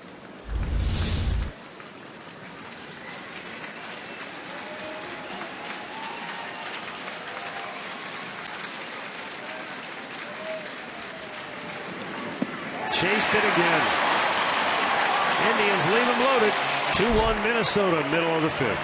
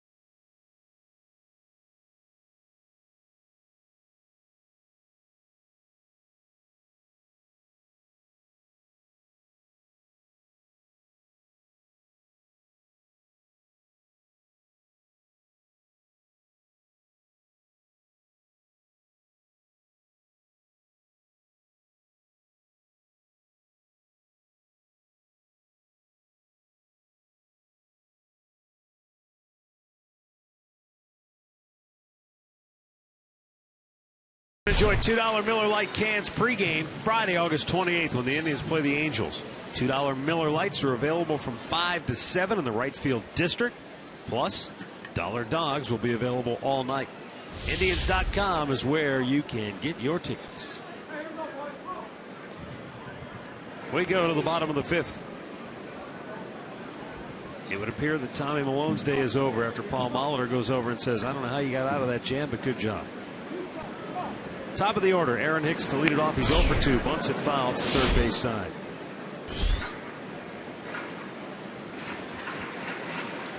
"40 years ago today, Minnesota Twins played the Indians at Old Metropolitan Stadium in Bloomington, Minnesota, which is just about 25 minutes south of Minneapolis. Right, out near the airport. Twins won that game 9-1 and set a major league record with all 9 hitters in the lineup getting at least 2 hits. That's would they have 20 on the day? 20 hits? 20 hits on the day. Lyman Bostock led it off. He had 2. Dan Ford was in center field. He went 3 for 5. Carew was in there. Rod Carew went 2 for 4 to, I guess, raise his batting average to .369. John Briggs was 2 for 5. Tony Oliva was DHing 2 for 3. Eric Soderholm 2 for 4. Steve Braun 2 for 5. Jerry Terrell 2 for 5. Phil Roof, the catcher, 3 for 4. That's crushed. Deep center, Almonte on the run. Makes the catch. Just a couple of strides in front of the wall for out number 1. He hit that ball very well. I thought it was going to be in the gap when it left the bat. He challenged him on a fastball down and in, and he smoked it out of there, but it stays in the yard. Out number 1.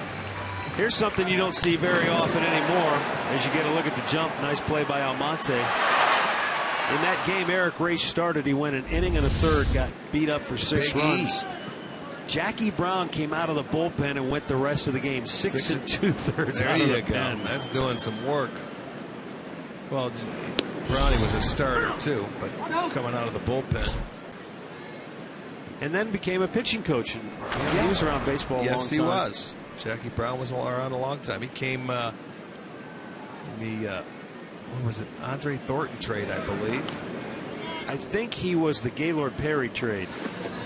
He came from Texas? Yeah, with Rick Waits. And who else was in that trade? Was Pruitt in that trade? No. Because there was a couple of deals with Texas. Jim Bibby. Jim Bibby, you're right.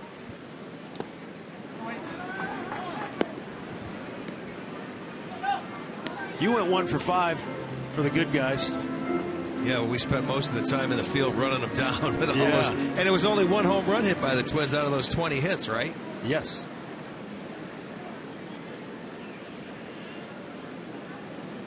You and Kuiper you were tearing it up. Dozier strikes out, 6 Ks for Carrasco. He was hitting .293. You were hitting .294. Boog Powell 305 and Rico Cardi to Bigmont at .298. There you go, the Bigmont. 2 down now for Joe Mauer. Now, after that second inning where Carrasco gave up a couple of 2-out base hits, he has really settled in and made some good pitches. He hasn't left any middle of the plate since that point.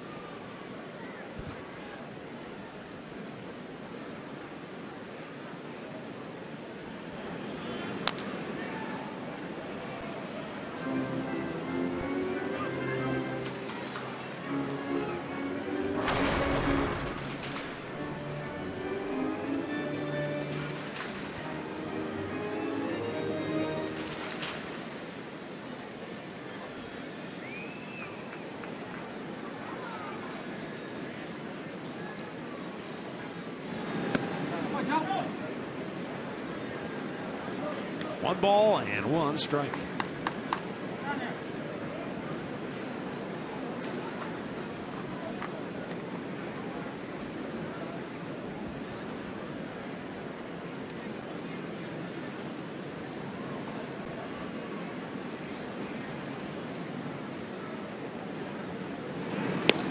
Throw it right by 96-mile-an-hour heaters.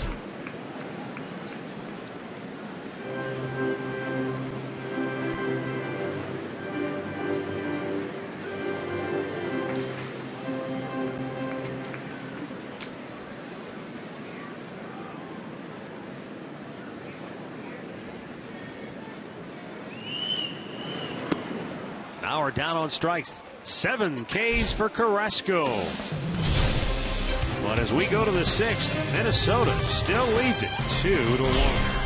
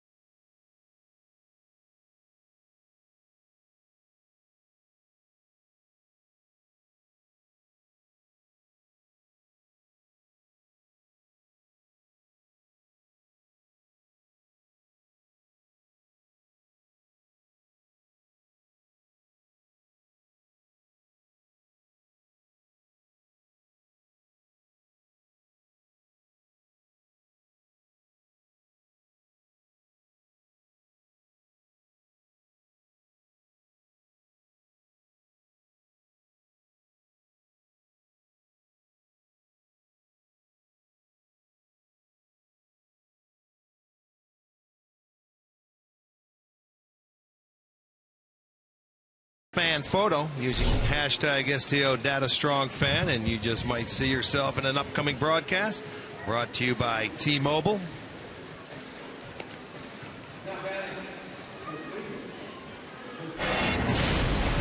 Cleveland Clinic call to the bullpen is for Brian Dunsing. Tommy Malone went 5, gave up a run on 3 hits, walked 3, struck out 3.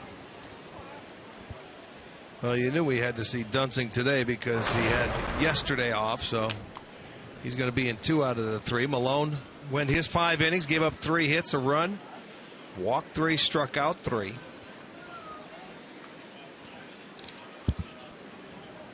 So now the Indians are going to have to try and do it against the Twins bullpen.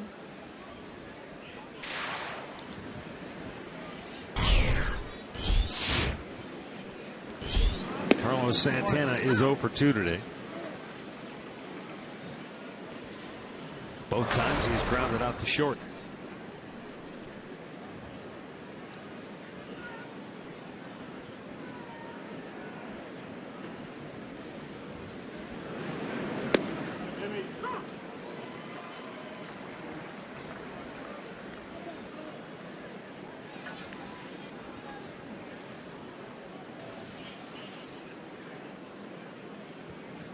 Now with 2 strikes, Minnesota shifts 3 to the left side of the infield.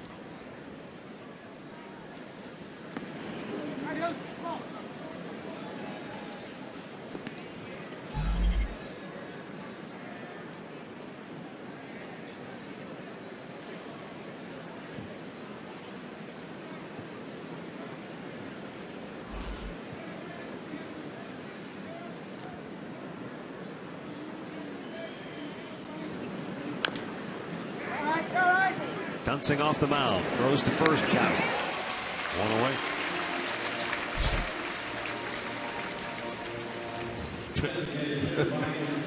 Well, enjoy the new family deck and expanded kids clubhouse at KeyBank Kids Fun Day each and every Sunday when we are at home. Plus, kids can run the bases after the game. It's presented by Cleveland Clinic Children's.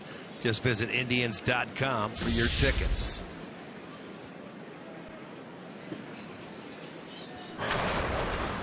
Ryan Rayburn to the plate, 1 out of 2. He doubled and scored in the 2nd.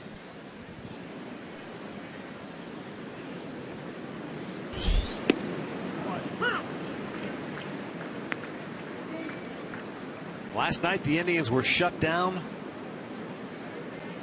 1 run on just 4 hits. Today 1 run on just 3 hits. And we're into the 6th. Last night they only had 1 hit through 6 innings because Tyler Duffy just completely baffled them with his curveball, kept the hitters off balance all night long. Yeah, he did. He was just wild enough. They had, what do you have, 5 walks in the ball game, but he was wild enough to keep the hitters off balance. They couldn't get a hit.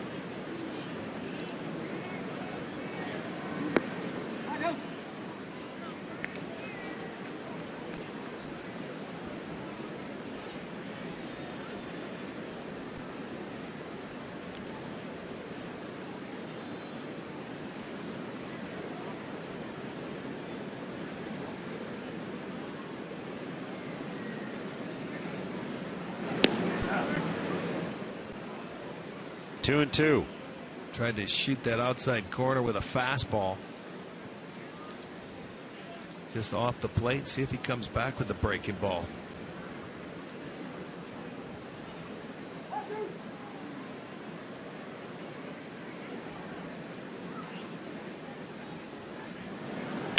Broke his bat, really went in on him. Yeah, in off the plate. And he was able to get Rayburn to swing at it, so he's going to have to get a new piece of lumber.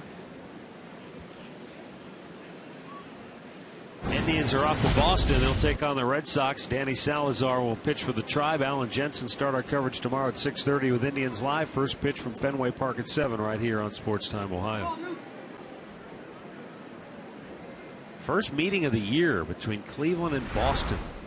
Hard to believe, middle of August. And Rayburn out on strikes. 2 down.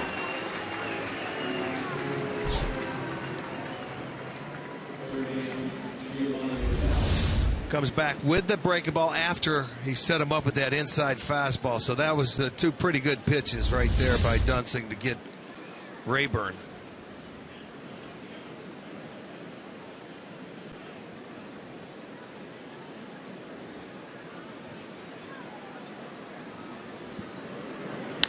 Urshela Tapper back to the mound. Dunsing with an underhand flip. The Tribe goes in order for the 3rd time today.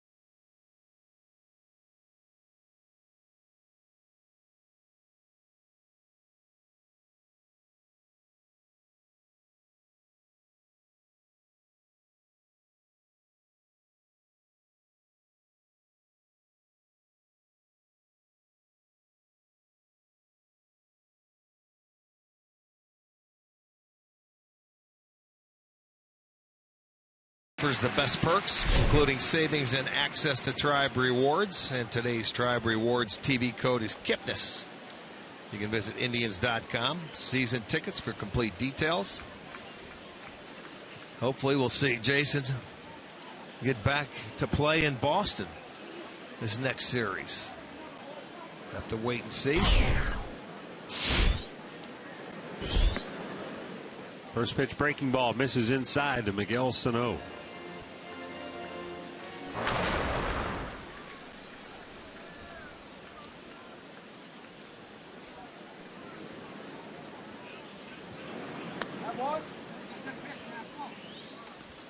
Carrasco has retired 7 in a row.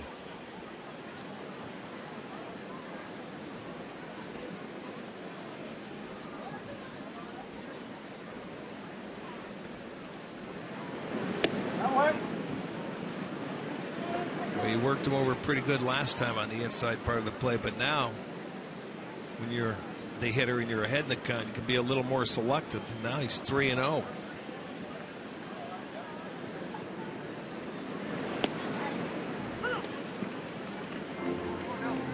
Takes the fastball for strike 1.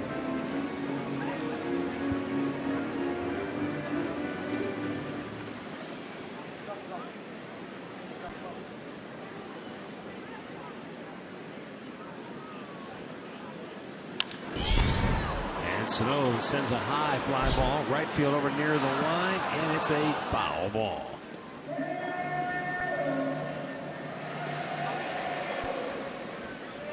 Sano back to home plate, a full count.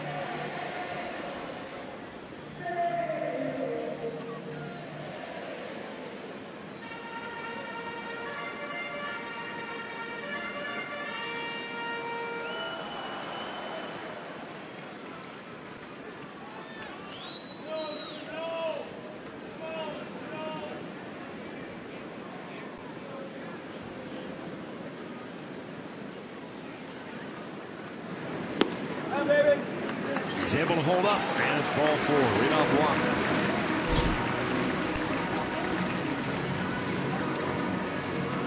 He likes that pitch. He wants that pitch. Gomes told home plate umpire Ben May that's a strike. Well, you can see it. He was getting ready to throw it to third, and the young umpire said no. I told you it was going to be a small strike zone today. He wasn't calling a lot early. That's a pretty darn good pitch. Especially when you got a guy that's already struck out 7.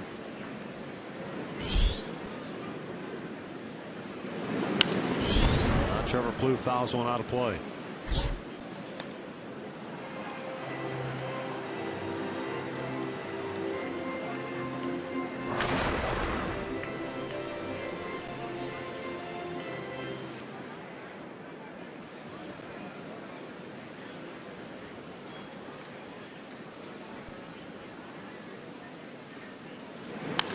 Plouffe sends one high in the air on the infield. Ramirez calls for it, the second baseman. One away. Our AT&T U-verse rewind. Carlos Carrasco has struck out 7 Twins batters on the afternoon. Nice little tight slider. That was the fastball, and 2-seamer coming in. Another off-speed pitch, slider right there. Has been working very well for Carlos today. Gets Mauer to swing at that pitch twice. Tough pitch to lay off. Must be tough to pick up that spin on it. 7 strikeouts, should have 8, and he has 2 walks. Runner goes. Here's the throw down. It's offline, and Sano has a stolen base. He caught everybody by surprise. The element of surprise. You're absolutely right. That's his first stolen base of the year, and that's what happens. You know, you don't pay attention. You just got to watch. He took off. He didn't have a big lead either, and I think it's surprised that Gomes' throw is on the shortstop side, so he gets himself in scoring position. His first stolen base this year of his career.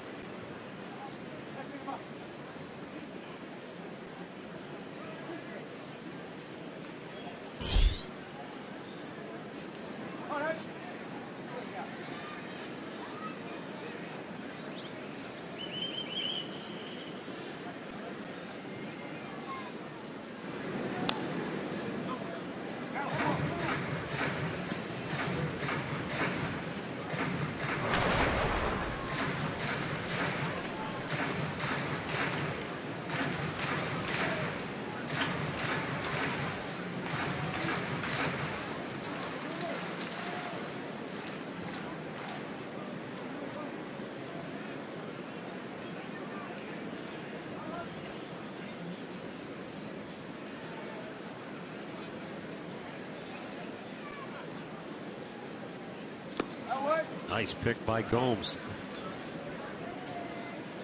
Boy, Baltimore is absolutely laying the lumber to Oakland today. 17-2 Orioles in the 6th inning at Camden Yards. Well, that's what back-to-back walk-offs will do for you.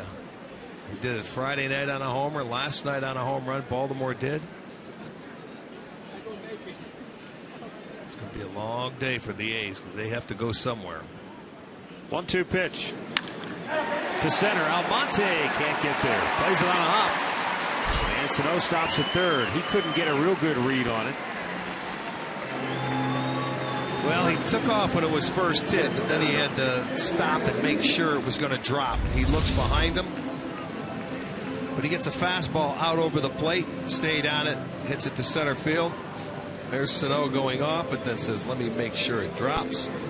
He gets to third base, first and third now with 1 out.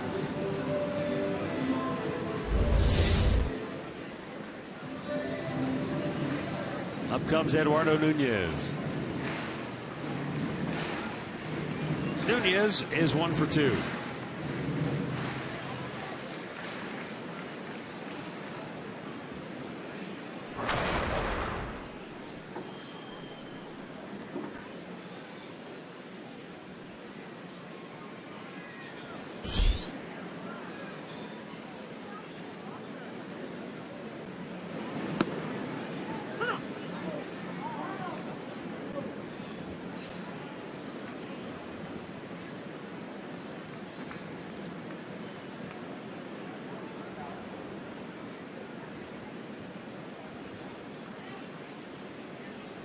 Carrasco would love a double play ball.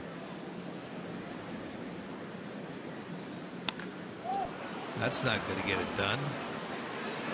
Lindor calls off Urshela to make the catch. And he'll take that as well.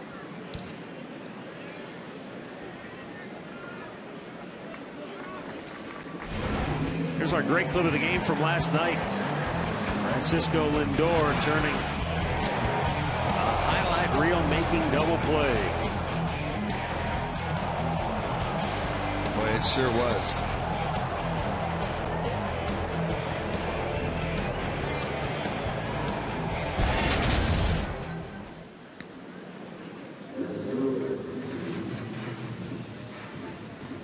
Kurt Suzuki. He drove in both Minnesota runs today in the 2nd inning on a 2-out single.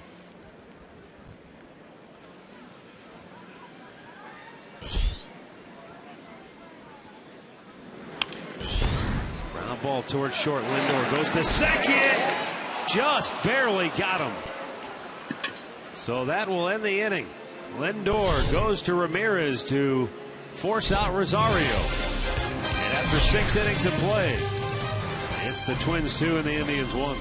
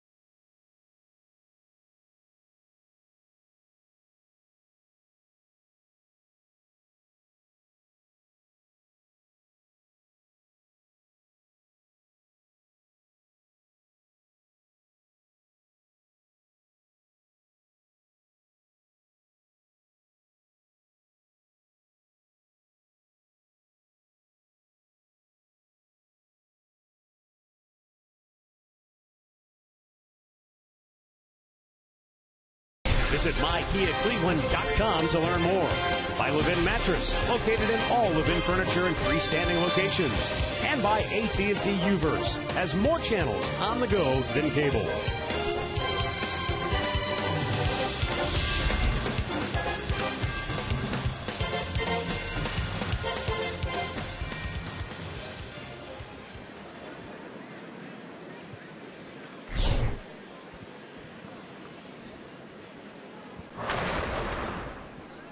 Seventh inning, Abraham Almonte to lead off for Cleveland. Then it's Jerry Sands and Mike Aviles.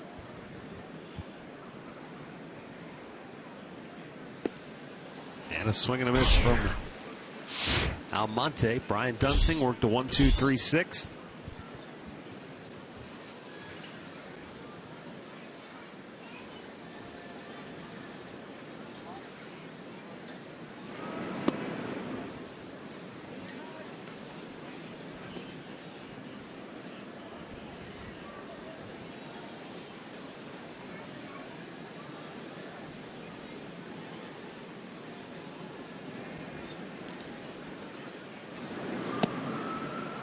In that Baltimore blowout over Oakland, Gerardo Parra is having a little league day. He's 5 for 5. He's doubled, he's homered, he's driven in 3, he's scored 3. Wow.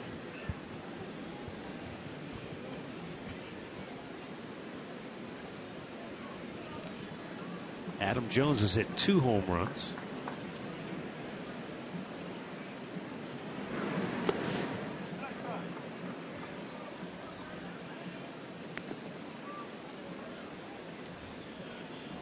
Kendall Graveman started, gave up 6 runs and 3 in the third. Then Otero came on out of the bullpen and gave up 8 runs on 8 hits in an inning and a third. That'll leave a mark on your ERA.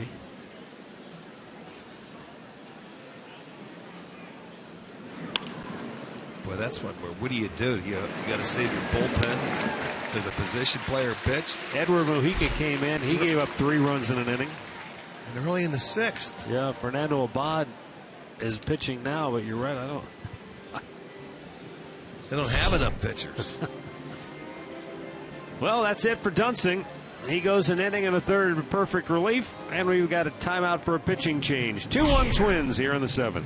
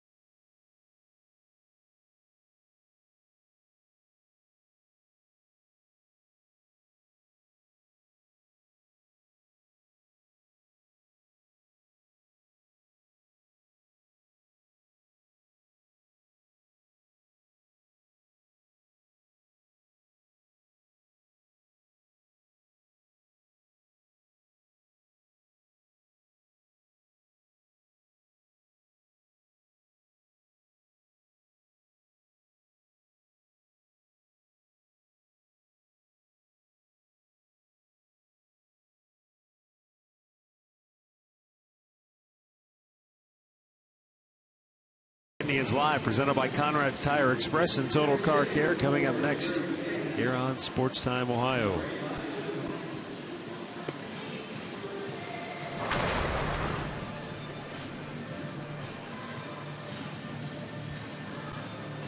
Casey Fiend's 42nd appearance of the year. Indians go to the bench for pinch hitter Lonnie Chisenhall with one out here in the 7th, nobody on base.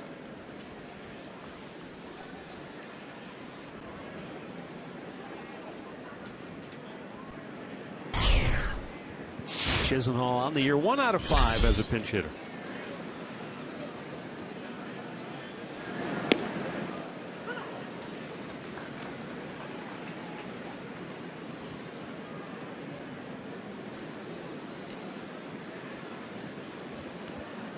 Now they'll take Sano and move him over to the right side of the infield after 1 strike. Chisenhall 1 for 5 as a pinch hitter.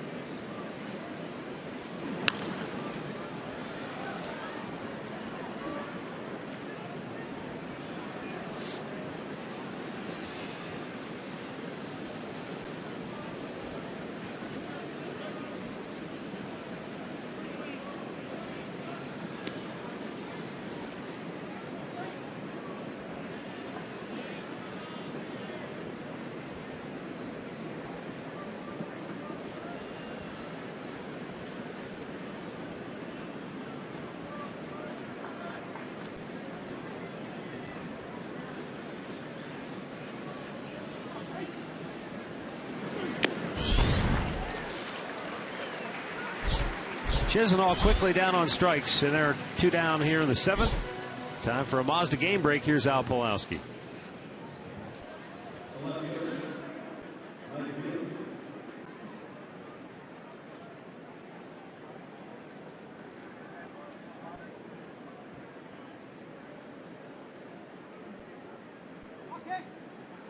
Well, Drew Hutchison was a difference maker.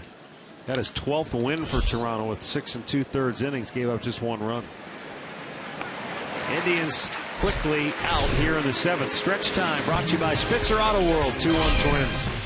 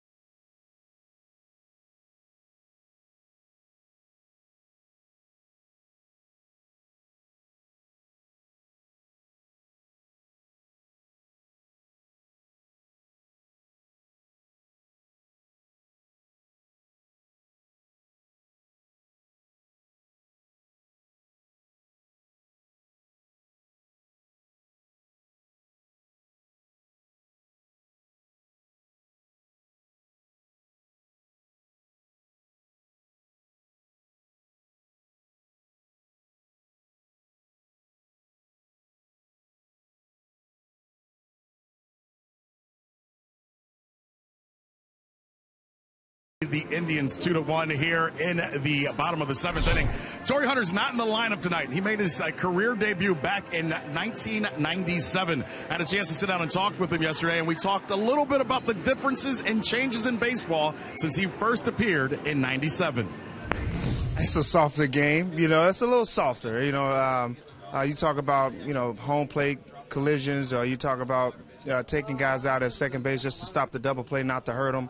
You know, people think it's a bad slide if you try to, break the double play up. They say, oh, he's trying to hurt them. But, it's a softer game. But at the same time, they're trying to correct it and make it right, which you can't do because baseball is a failing game. And there's always some mistakes in there. And so it's changed a lot. I've seen both sides now and in the past, and I still love the past. He's absolutely right. It is a little softer game now.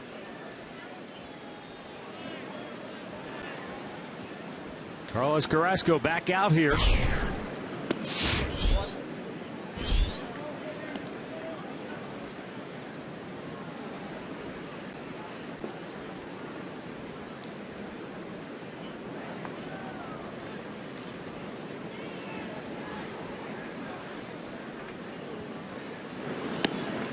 In there for a strike.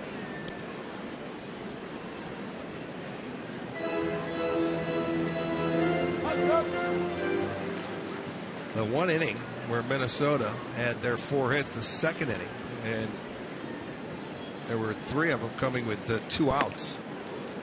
After that point, Carrasco was only allowed 2 singles. He has really settled in. But offensively, they haven't been able to do anything for Carlos.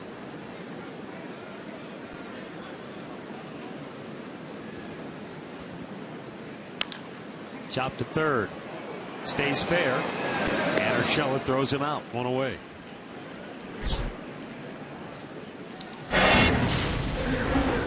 Carlos did a nice job after they get the base hit to go first and third. What's he do? He gets a pop up to the infield and makes his next pitch to ground out, force out at second base to keep it a 2-1 game. Aaron Hicks is 0 for 3. A couple of ground outs, right back to the mound. Fly deep to center his last time up.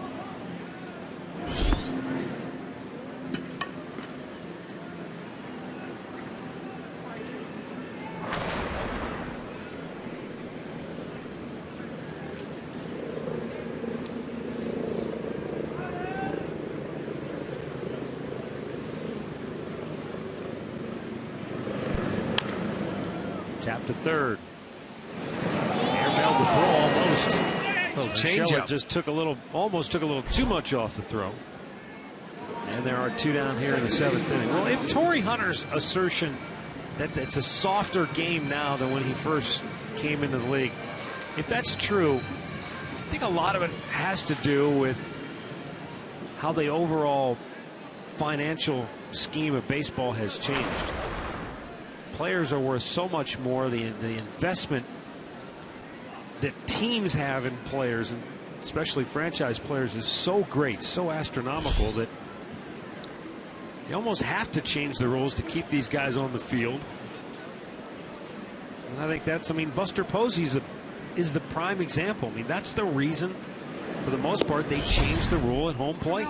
He's a franchise player because of the San Francisco Giants. They didn't do it for Carlos Santana when he was behind the plate. That happened a year before when he was with the Indians. Right. But they do it for Buster Posey. Like Hunter said, you go try to take somebody out at second base and they think you're trying to hurt the guy. It's not trying to hurt the guy. You're trying to stop him from making a throw and completing a double play. That's the way you were taught how to play the game. 1-1 pitch. Outside. People talk about the legendary Ty Cobb and about how he went spikes first into bags. Well, that was dirty. That's the type of guys that played professional baseball at that time. They were rough. They weren't the kind of guys that you were going to bring to a dinner party. That's right.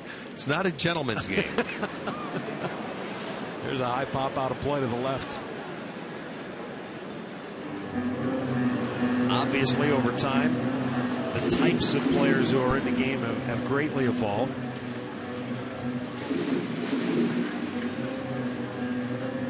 You used to be able to make a roll block on middle infielders. Go ask Don Baylor and El McRae how they feel. They used to barrel into some guys. You'd better get out of the way or you're going to get knocked into the outfield. Carrasco, 90 pitches on the afternoon. Brilliant once again here today. Just missed outside. Well, and then again, softer game. It's when you sit up here and you watch, as they get loose before the game starts, you'll see players out in the middle of center field from both sides. They'll hug each other, see how everybody's doing. You used to get fined in your day. Absolutely. If that was happening, right? You were not allowed to fraternize with the other team. Saw a good story, too, when Red Shandy's and Stan Musial were teammates. They were roommates for 10 years. Shandy's went over and played for another ball club and gets to first base, and Stan Mann wouldn't even talk to him. They were roommates for 10 years, never even said hello to him. They'd just acknowledge you, like, okay, I see you. Maybe after the game they'd talk, but certainly not between the lines.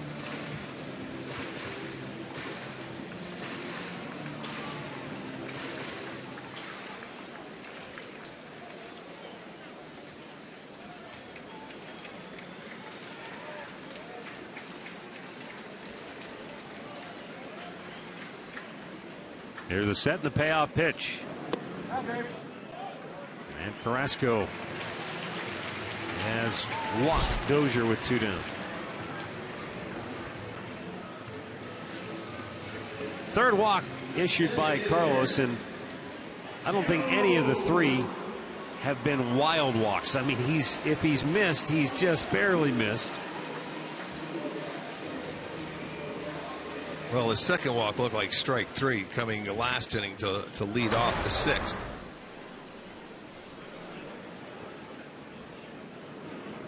Joe Mauer has struck out twice, and he walked on a close pitch back in the 3rd inning.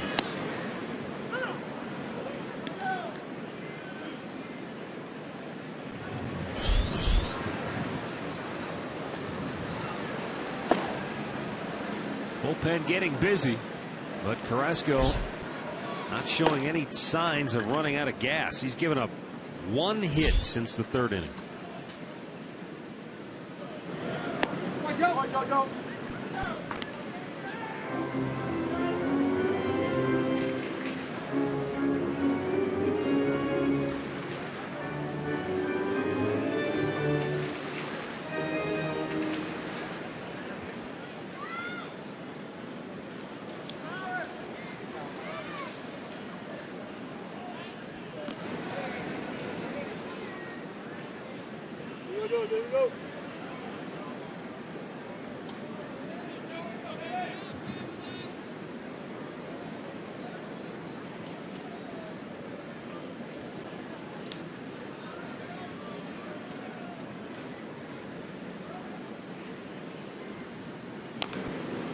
Tops it foul, and the count is a ball and 2 strikes. He's been able to get Mauer to swing at his slider down and in and swing over the top of it twice. The first at bat and his last at bat. See if they want to go back down in there.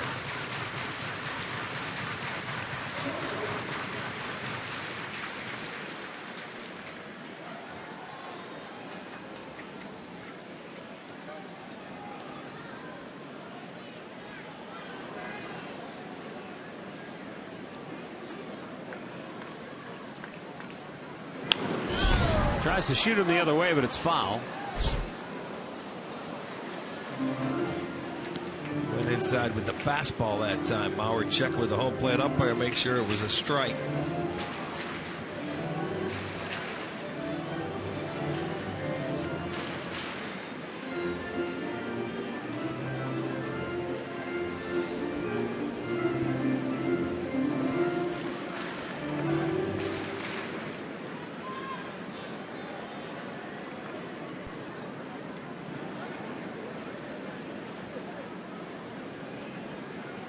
Oh, he had him leaning, and he's called safe at first base. Dozier was leaning towards second. Carrasco made a sharp throw over.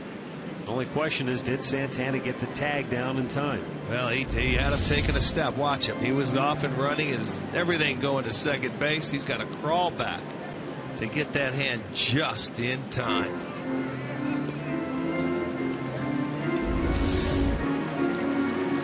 That angle really couldn't tell, but no challenge forthcoming from the Indians.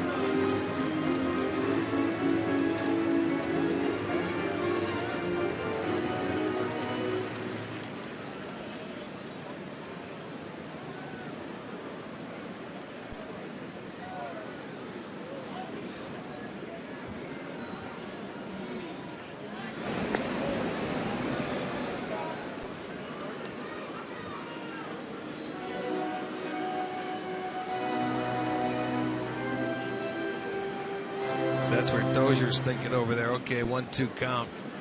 Maybe throwing a slider. I'll take off on this pitch. But now that he threw over there and became so close, he'll probably just stay put.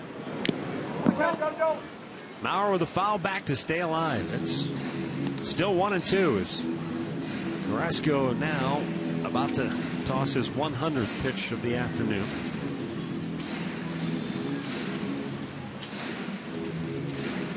He, like Kluber's, has been so incredibly efficient. His last 3 starts in which he's gone 9, 9, and 8 innings, he's only made 103, 100, and 104 pitches respectively. That's throwing a lot of strikes.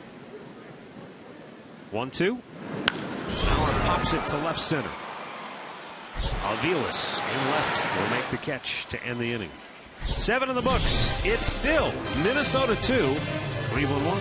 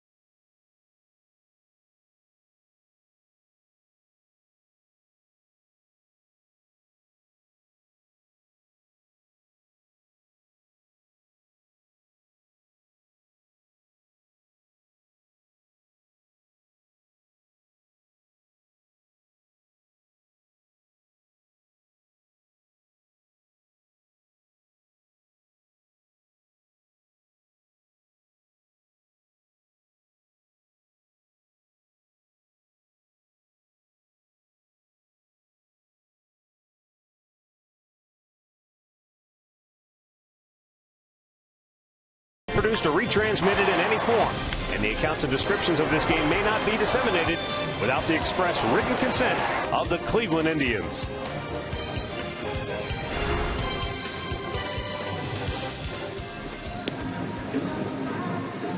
(2-1) Minnesota. We go to the 8th inning, and the Twins go to Kevin Jepsen, who worked a scoreless inning last night, allowing just 1 hit.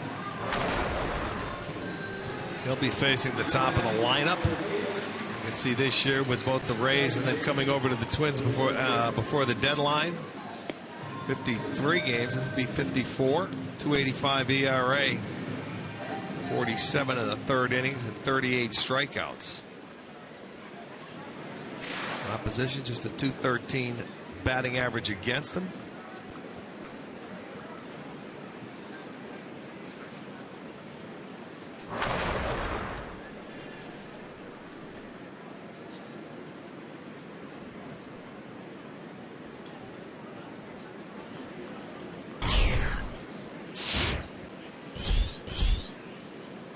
Ramirez looks at a ball outside.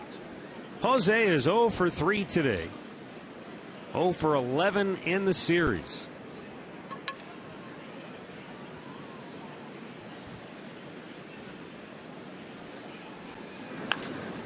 Popped him up. And another easy out. 1 away.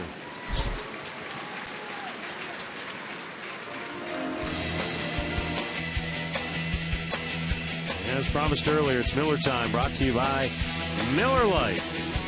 Paul Molitor against the Royals with his 3,000th career hit on a ball that dropped in right center field. Yeah, a triple. And he went on and had more than 300 hits after that.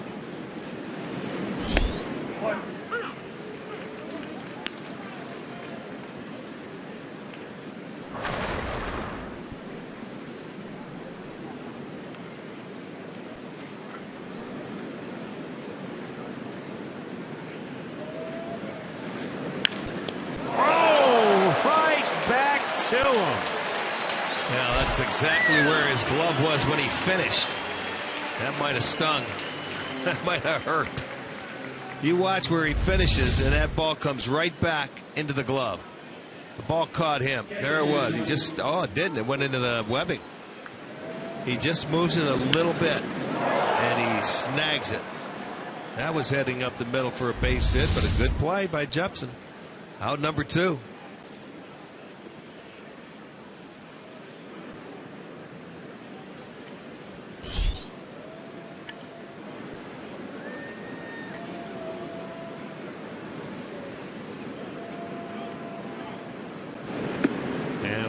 Pitch to Yan Gomes is up high.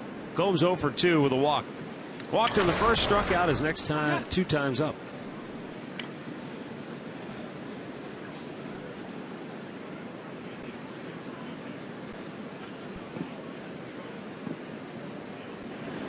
Way outside with it.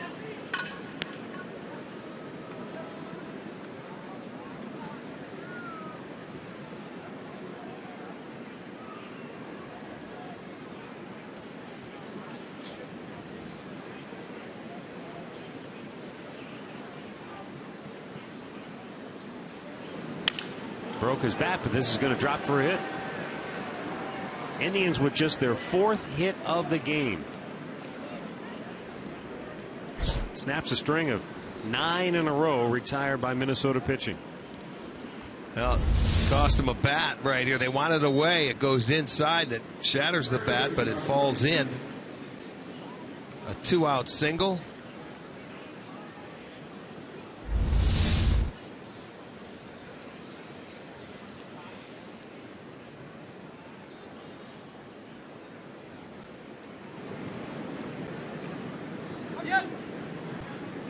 Carlos Santana 0 for 3.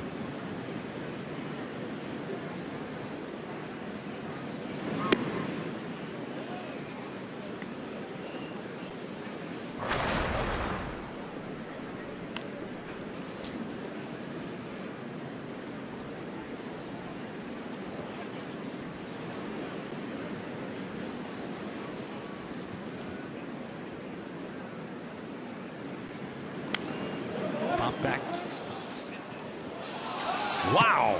On the ricochet, a fan on the 3rd row of the second deck made a fantastic catch. I'll tell you, it doesn't take long for that ball to get up here and ricochet off the cement walls up here. That guy did a great job, man. First Yes, he had to turn did. around and play the carom.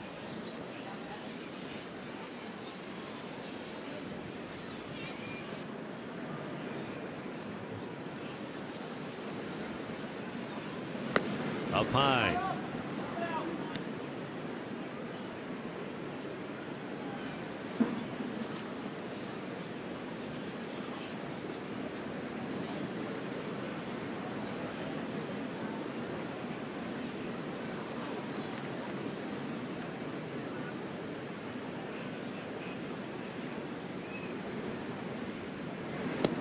Swung on and missed.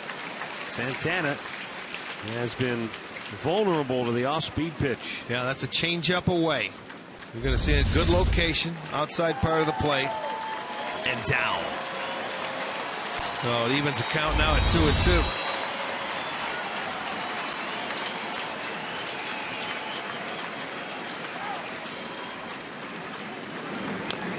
And the breaking ball is fouled off.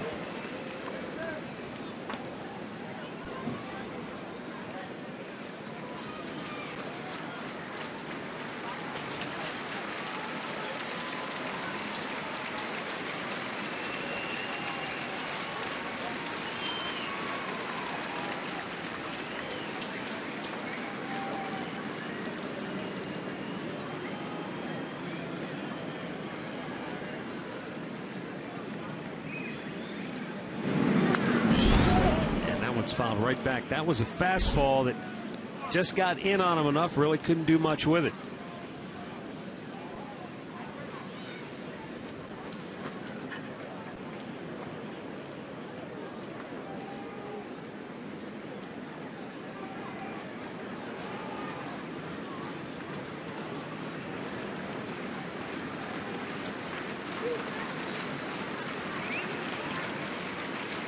the 2-2. Hammered into right field, a base hit. Gomes will stop at second. So good at bat for Santana. Finally got a pitch to handle. Yeah, and he ropes it to right. I think he did him a favor right there in that situation. Come back with a breaking ball coming into him, and he's lucky that was just a single. That ball stayed up. He threw him a good changeup away, had him a swing and miss, and then it was another breaking ball, a fastball, and this one breaking ball stayed up. So Santana gets a 2-out base hit. It's now first and second.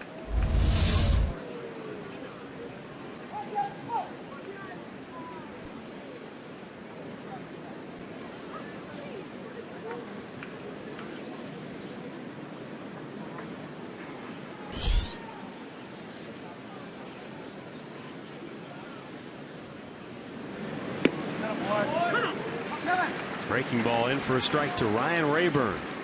Rayburn 1 for 3, doubled and scored the Indians' only run back in the second inning. Rejoined the team yesterday after spending time on the bereavement list. Now they 0-1. Just up high with it.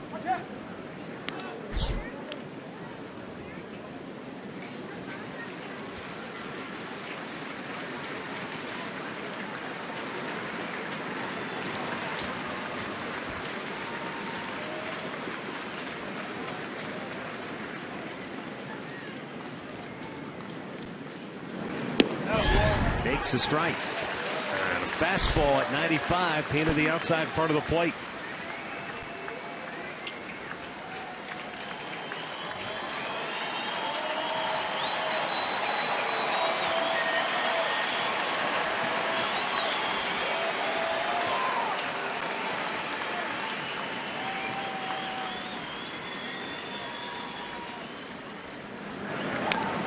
And he got a piece to stay alive once again.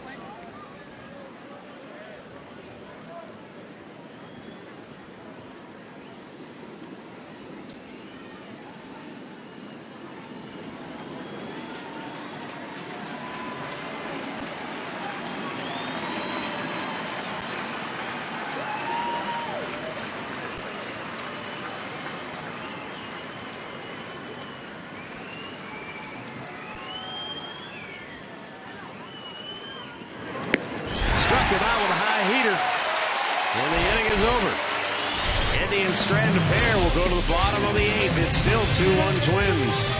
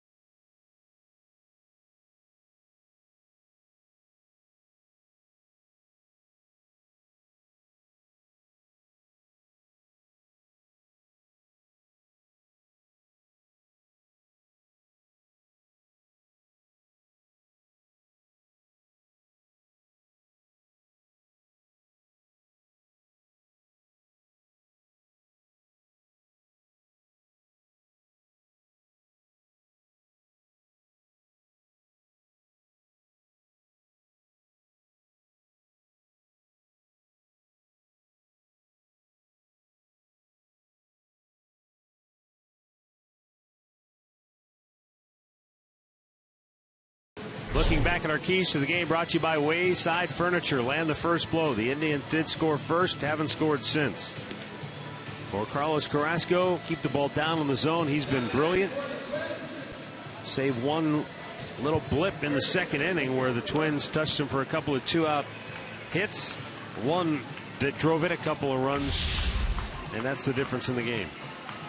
Zach McAllister comes on to work here in the bottom of the 8th inning after Carrasco goes 7.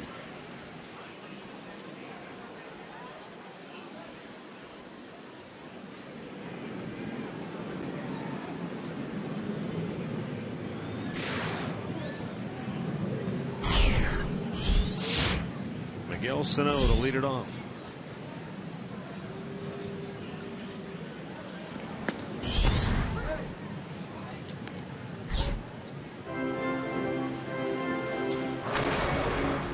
Sano singled to lead off that second inning for Minnesota. And then Carrasco got 2 outs. Then Eduardo Nunez hit a ground ball up the middle. Francisco Lindor going to his left. Looked like he got there to make the play, but it kicked off the side of his glove. And when it carried into center field, Sano went to third, and Nunez hustled into second. The next man up, Kurt Suzuki, lined the pitch into left center field, driving in 2 runs, and that's been it. Yeah. I mean, you're right. By rights, probably should have been out of that inning. But that pitch to Suzuki, he made a mistake. It was a fastball that came back to the inner part of the plate, and he took advantage of it. Unfortunately, that was really the only pitch. Sano out in front, fouled on the left side. Matt O'Brien, Chevrolet play of the game. There's a play that Lindor just doesn't feel cleanly, goes off his glove, and you say the hustle, he gets into second base. So now it's second and third, and there's the pitch. The fastball that came up, drilled into center field where both runs come in to score. They had a hit after that, but no other damage. So that was 4 hits in that inning, and since that point, the Twins only have 2 singles.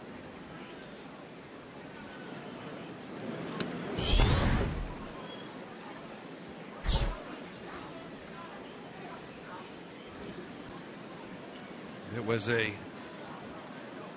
2-0 game yesterday going into the 8th, where they were able to double their lead on a 2-run homer by Brian Dozier off Shaw. Sano fires his bat in disgust.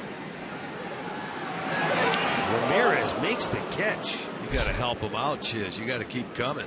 Well, Ramirez was waving him off as though he had it all the way, and then at the end, kind of had to hold your breath. Well, look at him. He's standing under it for a while, but as an outfielder, you got to keep, even if he's calling for it, you keep going. That's a tough play for an infielder. Look, he gives up because he sees him calling for it. You still come and see if you can make that play. It was up there for a while.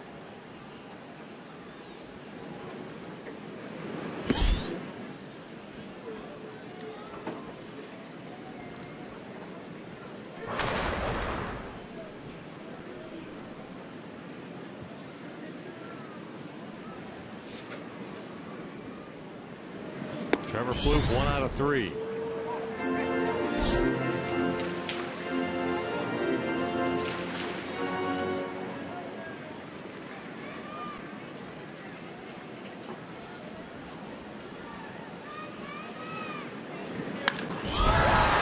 Hit a long way, deep left. Avila's back. He's out of room. It's out of here.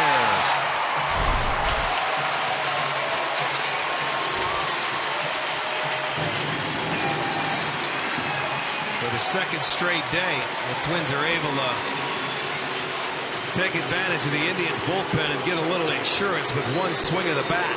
This one a solo shot, and he got into a 2-0 count. He grooves him a fastball, and Plouffe was waiting for it. They want it away. You see it's in. He's looking for a 2-0 heater. He gets it right where he wanted to, and it gets into the seats. His 17th home run. That makes it a 3-1 game.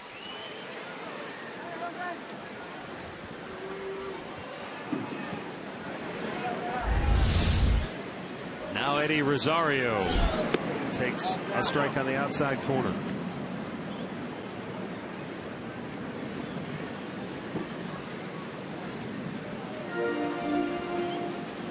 The day began with a Trevor Plouffe error that the Twins were able to overcome.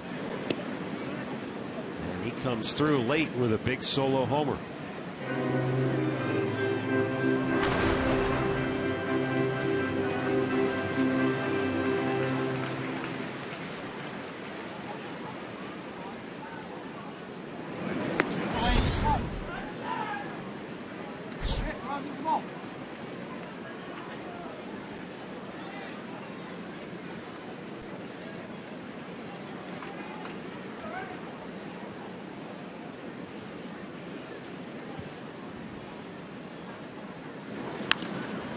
Popped up, foul ground.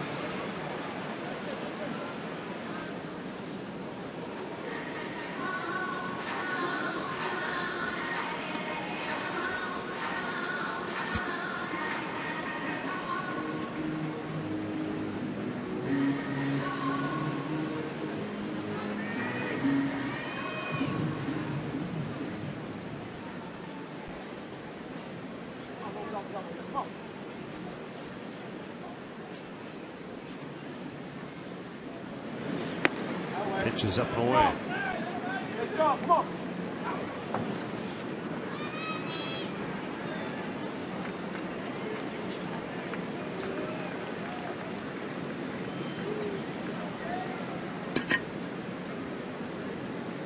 Payoff pitch. Play that boy. Pat.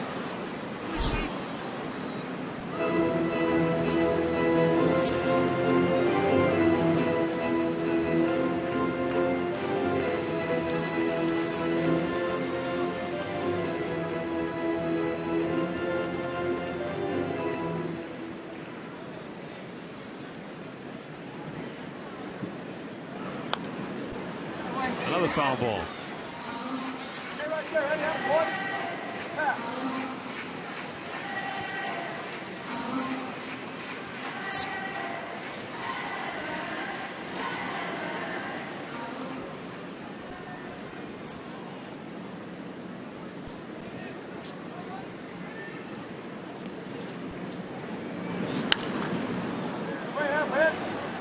Boy, what's that, about 4 or 5 foul balls now?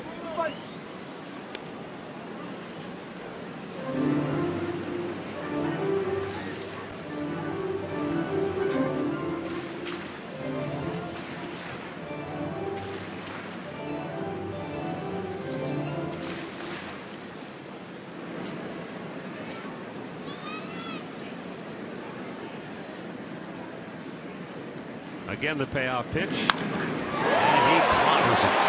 Deep right field. Off the top of the fence.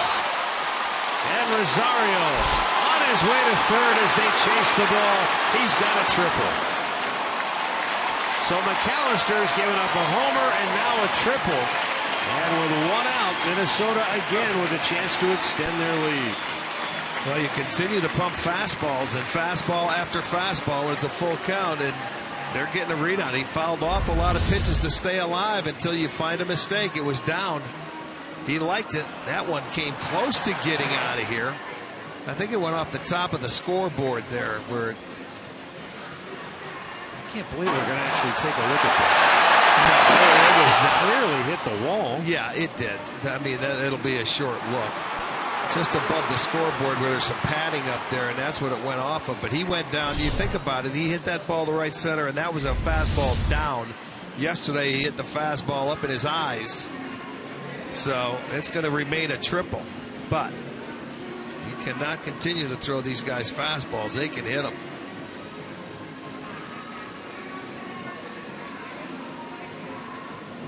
Thanks, guys, for checking in with us. It's still a triple. So with one out, Eduardo Nunez coming to the plate. And he's 1 for 3. He doubled in the second inning on that ball that caromed off the glove of Francisco Lindor and led to the Twins' 2-run second inning. Now he's got a chance to really do some damage to the Indians. Infield has to come in.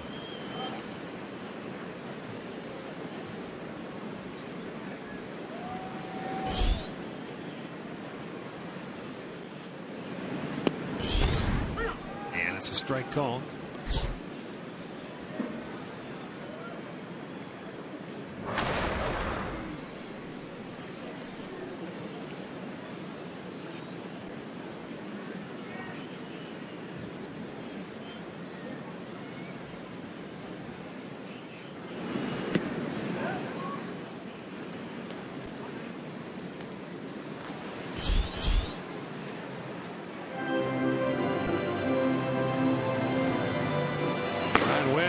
loose.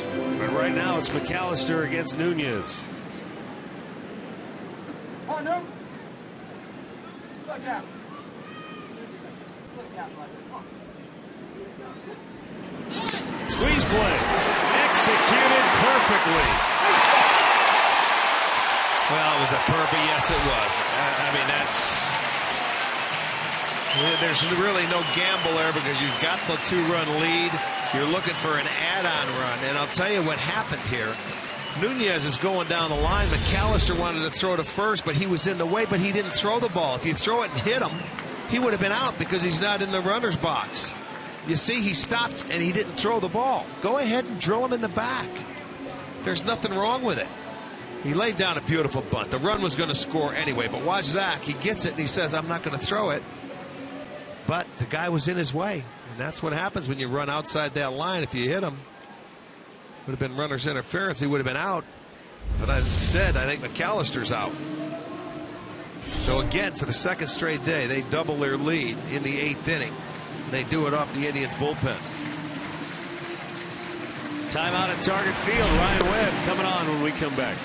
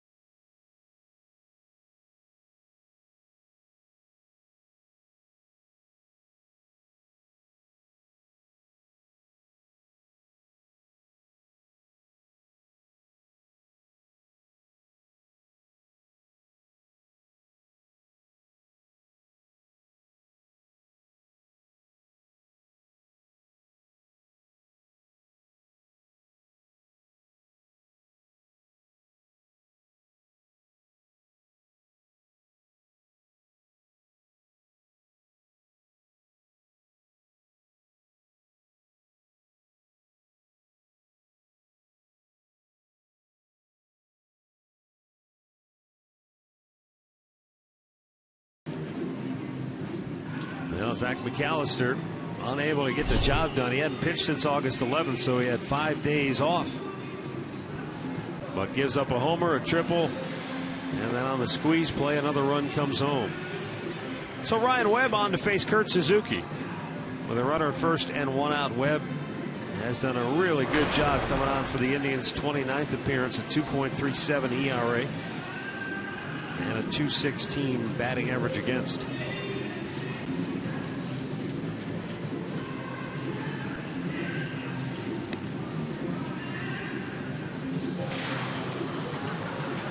Well, good call there by Molitor, trying to add that run on at a count that and the hitter up that he knew could put the ball down and play. Wanted to add that extra run, and the squeeze play was done to perfection. It's a great way to get a run sometimes, but you have to have the right men in the right spots.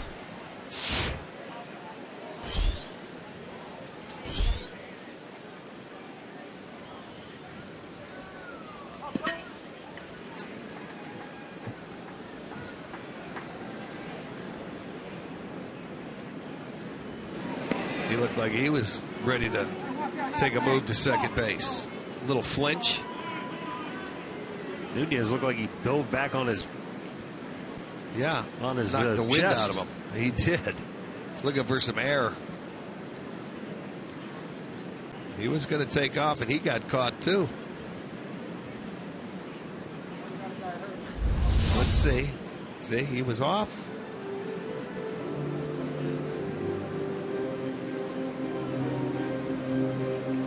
Kind of hard to knock the wind out of yourself without anybody else helping. Usually it's when you get knocked on your back. Well, usually you want to stand up straight so you can get some wind in there, not bend over. That's like almost like getting sucker punched, I think, is what the feeling he had right there.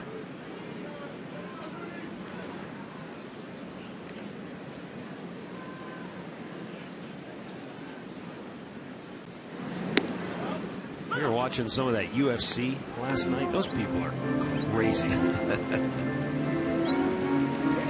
What a way to make a living. Oh, my.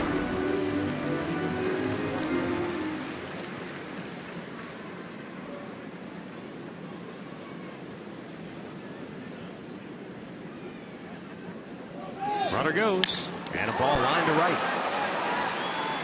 Double play. Chisenhall's got it. Throw all the way back to first. Santana comes off the bag, gets there in time. Inning over. Twins tack on 2 more, and we have to go to the 9th with the Indians down 4-1.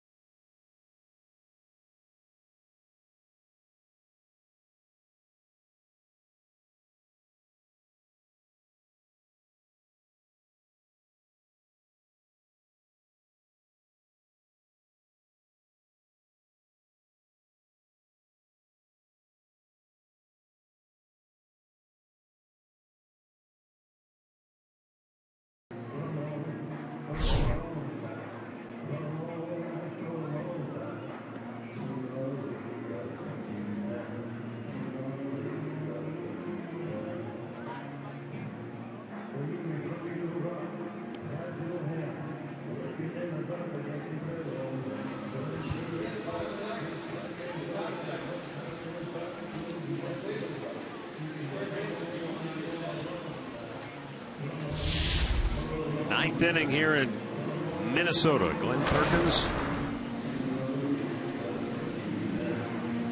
This time he is in a save situation. Last night he came on. It was not a save situation. And they did get a run off of him. Yeah, it was 4-0 when he came in, and there was the leadoff double that got him going. Giovanni Urshela to lead it off. Looks at ball 1 up and away.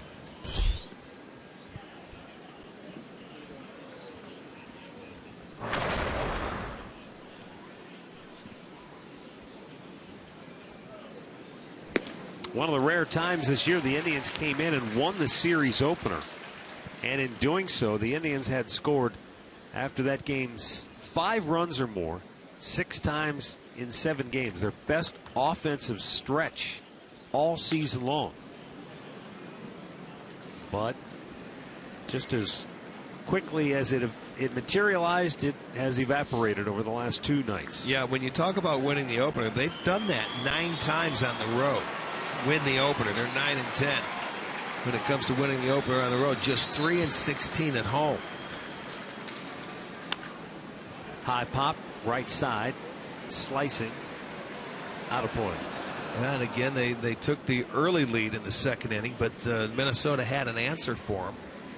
They come right back and scored 2 after the Indians were on the board with the 1, and that's been it until they added on in the 8th inning. Well, the 5th inning too, and again, when you don't score, everything's magnified. But in the 5th, That's where they had an opportunity. They had 2 on, 1 out. Jose Ramirez in a 2-0 count after Aviles had just walked, popped one up in a foul territory, and just like that, the momentum seemed to evaporate.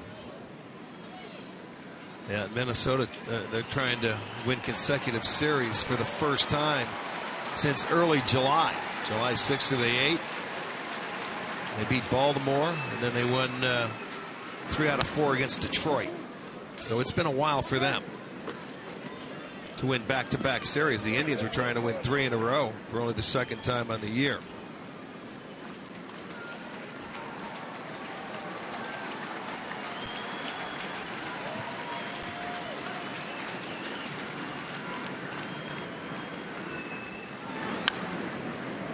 Urshela pops it again right side.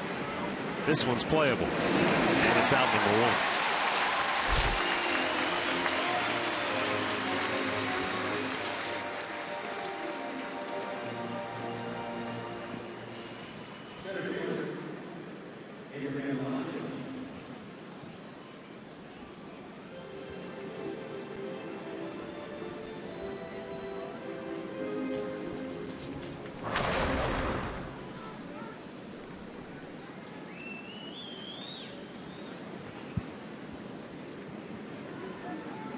Abraham Almonte drove in the Indians' only run of the day with a line drive to left in the first that scored Ryan Rayburn on a sac fly. Almonte was called out on what appeared to be a bad call in the 5th when he was ruled out because the home plate umpire said the ball hit him outside of the box on a bunt attempt. Replay showed it didn't look like the ball hit him at all. This one's a slow chopper to short. 2 away.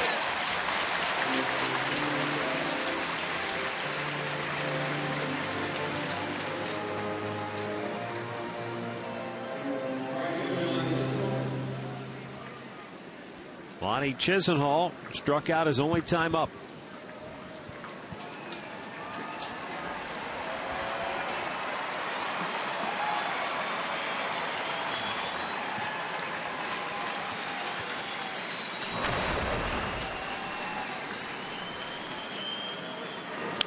Out of play.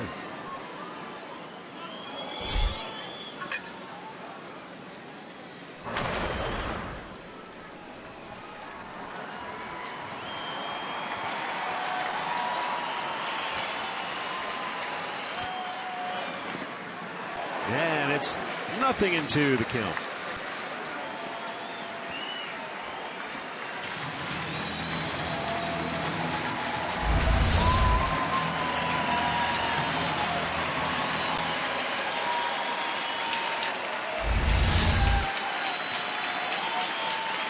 Two-strike pitch. Up and away with a heater.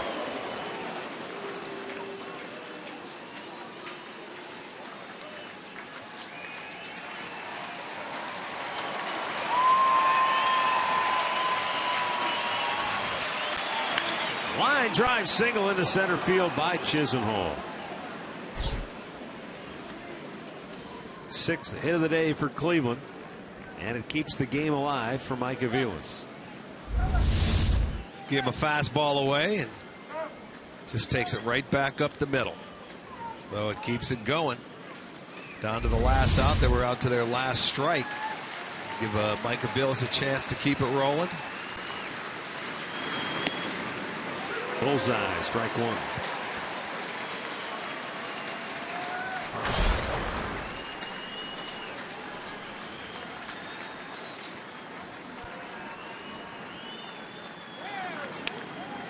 Aviles sends a high fly ball to left. Right there is Shane Robinson.